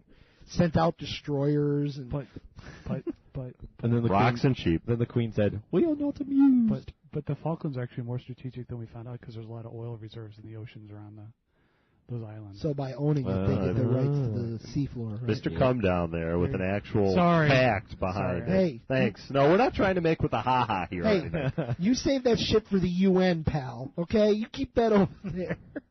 It turns out there's an oil reserve just off the... It's very, it's quite a point of contention if you must... Secret UFO base, that's what it... MUFON scrambling to mobilize. The last grasp of a failing empire. Well, the sun's never going to set over here, at least. Bless it. It's because they're so close to the South Pole. These are our rocks. Yeah. These are not anybody else's rocks. We got puffins and penguins here, damn it. Sheep, puffins, penguins, and rocks. And more sheep.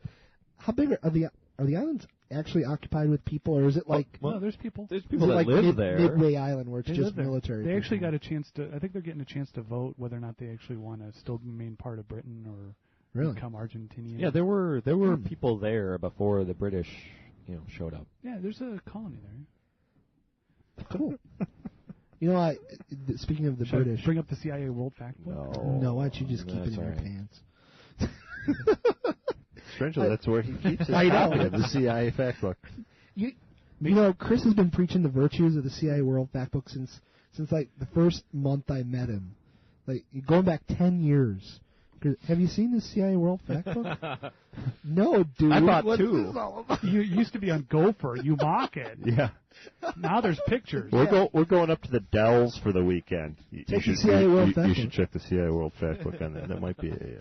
I think it's an amber area for travel. Hey, it's 1 a.m. We're driving to Springfield to go to a strip bar. You should take the CIA World Factbook and see what it says about Springfield. Okay. Not that we ever... Well, actually, yeah, we did. Never mind. Christmas Eve, I... 3 movies. I did this. Yeah, you did 3 movies. I did this thing where... I'm what we like to call insane. I'm like, not religious. Like, I don't choose a religion. But if there's a time to be Catholic, it's Christmas Eve. I'm a big fan of the Christmas Eve mass. And so I'm looking for the Pope doing the mass on cable because it's in. And I'm flipping through channels to check it out, and because I like, because they're like the last ones that still do it in Latin. It's all very medieval. The whole ritual, the pageants, all out there. Everybody's in their best clothes. So I apparently had missed the Pope doing the Latin version of it. Mm-hmm. So I ended up. This is why you need TiVo. Yeah. Pope Latin mass. I got to write that down. So I ended up catching because it was Sunday night this year. What else TiVo would tape for you if you asked us to tape that? Yeah, to tape that. You get that weird Catholic channel with that really angry nun on it that's telling me I'm really a bad person. That's every late night catechism. Yeah. You're a participant? What? So instead, I end up watching 1 o'clock in the morning on Christmas Eve / Christmas Day, the British Parliament sessions on C-SPAN. I love those. I love that show. I would refer the honored gentleman to my answer of 15 seconds ago, where I told him to stuff it. They're getting up, they're yelling, they're screaming, and this was a tribute to somebody that was retiring. Yeah. This was what was great about it. It was a tribute to somebody retiring, and the one side of the House, Labour, was screaming and yelling. The other side of the House, Conservative, was reserved and sitting there quietly. Like, this is the way government should work, yelling at each other across the aisle. I want more of that. And that you might get it in the Senate. Yeah. That insane elderly speaker. I think that was that's who was retiring. Oh, no. Yeah, it was a tribute to her. Oh. Yeah. She's always good for some laughs. Yeah. Thanks for bringing us down. I need, and it's on at a time when I'm normally going to bed, Sunday night at like midnight. Uh-huh. So I never get to see it except for when I happen to have Monday off. And so the last couple Sundays I've seen it, and it's damn fine viewing. Mm-hmm. Check out the House of Parliament sessions on C-SPAN here in America. If you're in England, you probably see that enough, so don't worry about it. That's BBC 4. Yeah. I was going to say they probably have a whole channel dedicated. They probably get a lot of that. So. BBC 12. It's not as amusing. Guess what? I think we've broken some sort of record here. What time is it? No. 11:15. Oh, that's nothing. Nah. Have we done a 3.5 hour? Oh, yeah. We should stop, though. That was after the last time we took a week off. Yeah. That was. The last time we did a really long show was the last time we took a week off. We should stop doing that. Apparently we're very verbose. That wasn't the one we talked about fondue, though, was it? Yeah, it was, actually. Yeah, it was. No, Maurice wasn't here for fondue. I wasn't here for the fondue. Let me check the logs later. Why don't we wrap this up? All right. Next week, the intern will be in studio. Oh, my. Studio. And she'll be woefully disappointed and probably never speak to us again. We'll have to have her sign an quit. NDA. We'll have to have her sign an NDA. Yeah. Yeah. Don't tell anybody about how really weird this all is. Do we have to wear pants next week? You know what? Yeah, I was bring thinking a pair about of pants, Jeff. Actually, I was going to mention that to you myself. have some pants in reserve. Damn it. I still think we ought to do the show in bathrobes. I'm all for it. I got a nice kimono. I do that. I'm all for it. When the summer gets here, you know. Broadcasting from the comfy chair in a bathrobe. We still need to do that God, hot tub no. show that we never did. Yes. Because God stepped in and said, I don't think so. Yeah, It's going to rain. God said, you boys aren't doing our I don't hot think tub the, show. yeah, and I don't think It's the going to thunderstorm. I still don't think the show is UL listed. Oh, there'd be some issues. Oh, yeah. I've got one really good outlet out to the deck, and it runs right by the hot tub. So I'm not sure we want to have that, you know. Yeah. We can discuss it in the summer comes. We're getting closer to our 1 year anniversary. The summer's never going to come, Tom. Yeah. We keep getting snow like this. It's snowing still. We are 3 or 4 shows away from our 1 year anniversary. 5. 5? Yeah. February something or other. Yeah. February 12th? Yeah, we have at least 4 shows in Good. January and All then right. 1 in February 12th. Does it mean we're going to have a big Valentine's Day show this year? Oh, I hope not. Oh. Damn. We should have a party, though, for the 1 year show. Chris, you should clean up, and we should have a party. I'm thinking no. Here in the studio. You're like I vacuumed.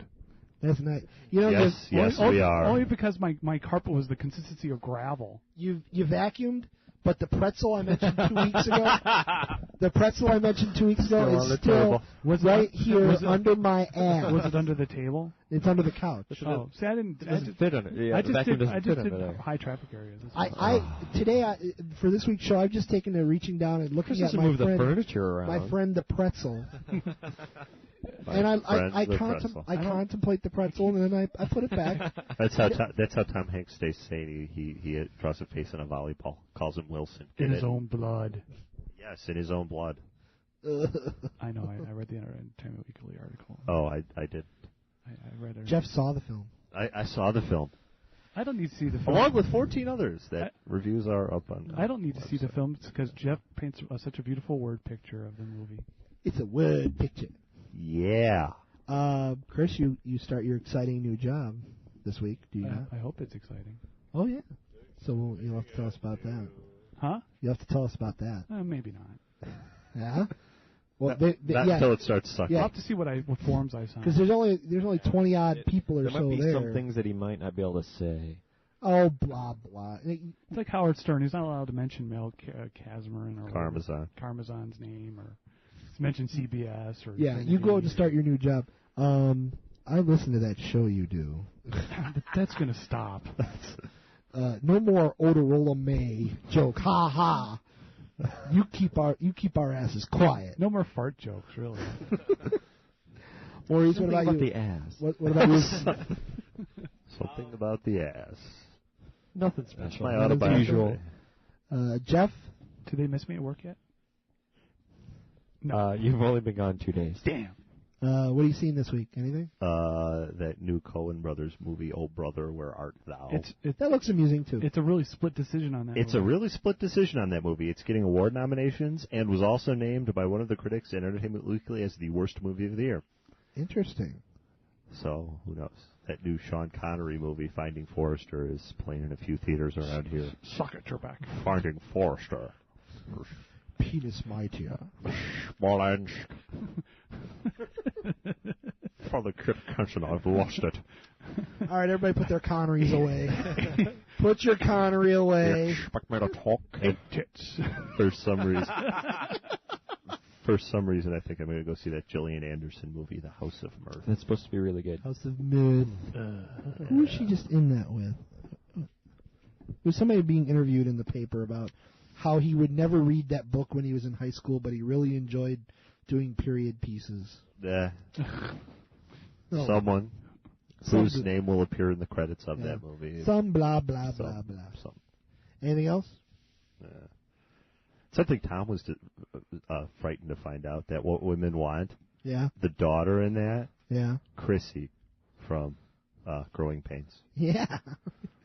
She was just in the Growing Pains movie that they had just before the election. The little baby in like the last 2 seasons. She's also, if you pay attention to your Friday night TGIF comedies, which I don't anymore because I'm doing this, she would play the occasional like butch chick, or she would play the girlfriend or the aspired to girlfriend. Yeah.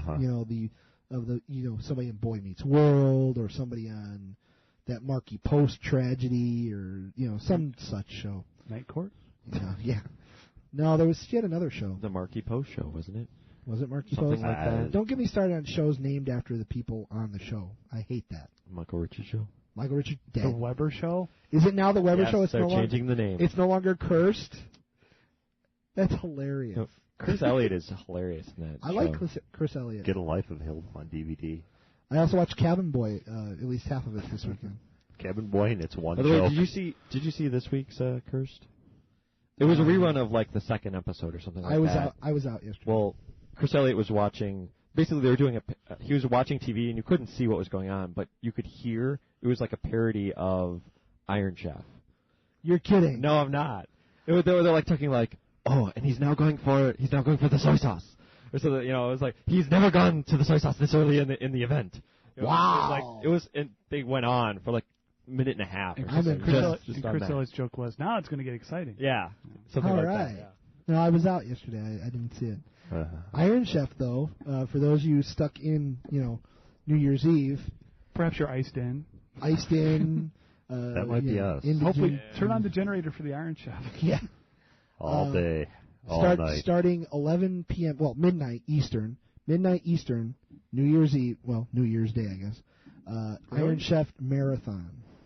All day? Yeah. It doesn't 24 episodes? I believe that's the case. Who knows? Wow. Sit down and watch for yourself. Count. We're having a little get together for New Year's here. We'll turn it on in the basement. Not here. Not here. Not in the studio. Studio's not zoned for that. No. Studio's not zoned for Strangely enough, one of our parties. Studio's not zoned for being a studio. The studio's not zoned for doing a show. Studio's actually zoned residential. We don't like to talk about it, though. And barely. I got water damage in here. I don't know. So for New Year's, we'll flip that on at midnight. It will be very popular. Is that before or after we have to play Taboo? Oh, God. You know what? I think I've given that away. Oh, no. Accidentally. Right. Yeah. But you know what? I've got the Twister. Ooh, I got Survivor. There you go. I got the Survivor board game. BORED game. Bored. Shut up. All right, let's end this. Let's put it away. Not nearly as long as the 3.5 hour one, but almost. You have been enjoying the Great Radio Tiki Experiment. Be sure to check us out all week long, www.radiotiki.com. Be sure to check out the Christmas show. I know a lot of you are just getting back from vacation this week. I know you've been out of the dorms or what have you. Check out the Christmas show. It's a good one. I forgive you for not listening last week. It's okay. And if you've missed some other shows, be sure to check out the Encore channel, which has got all of our shows from June until now. And if you want to check out the even older shows, well, email us. And we'll, They're on the site, but if you want them all in one... You have to click through a bunch of links and stuff. Yeah, you got to go through... Chris has got that buried deep to push the CD, of course. Until next week, we will... have a Happy New Year. And if you're hearing this after New Year, I hope it went well for you. Good night. We'll talk to you next week.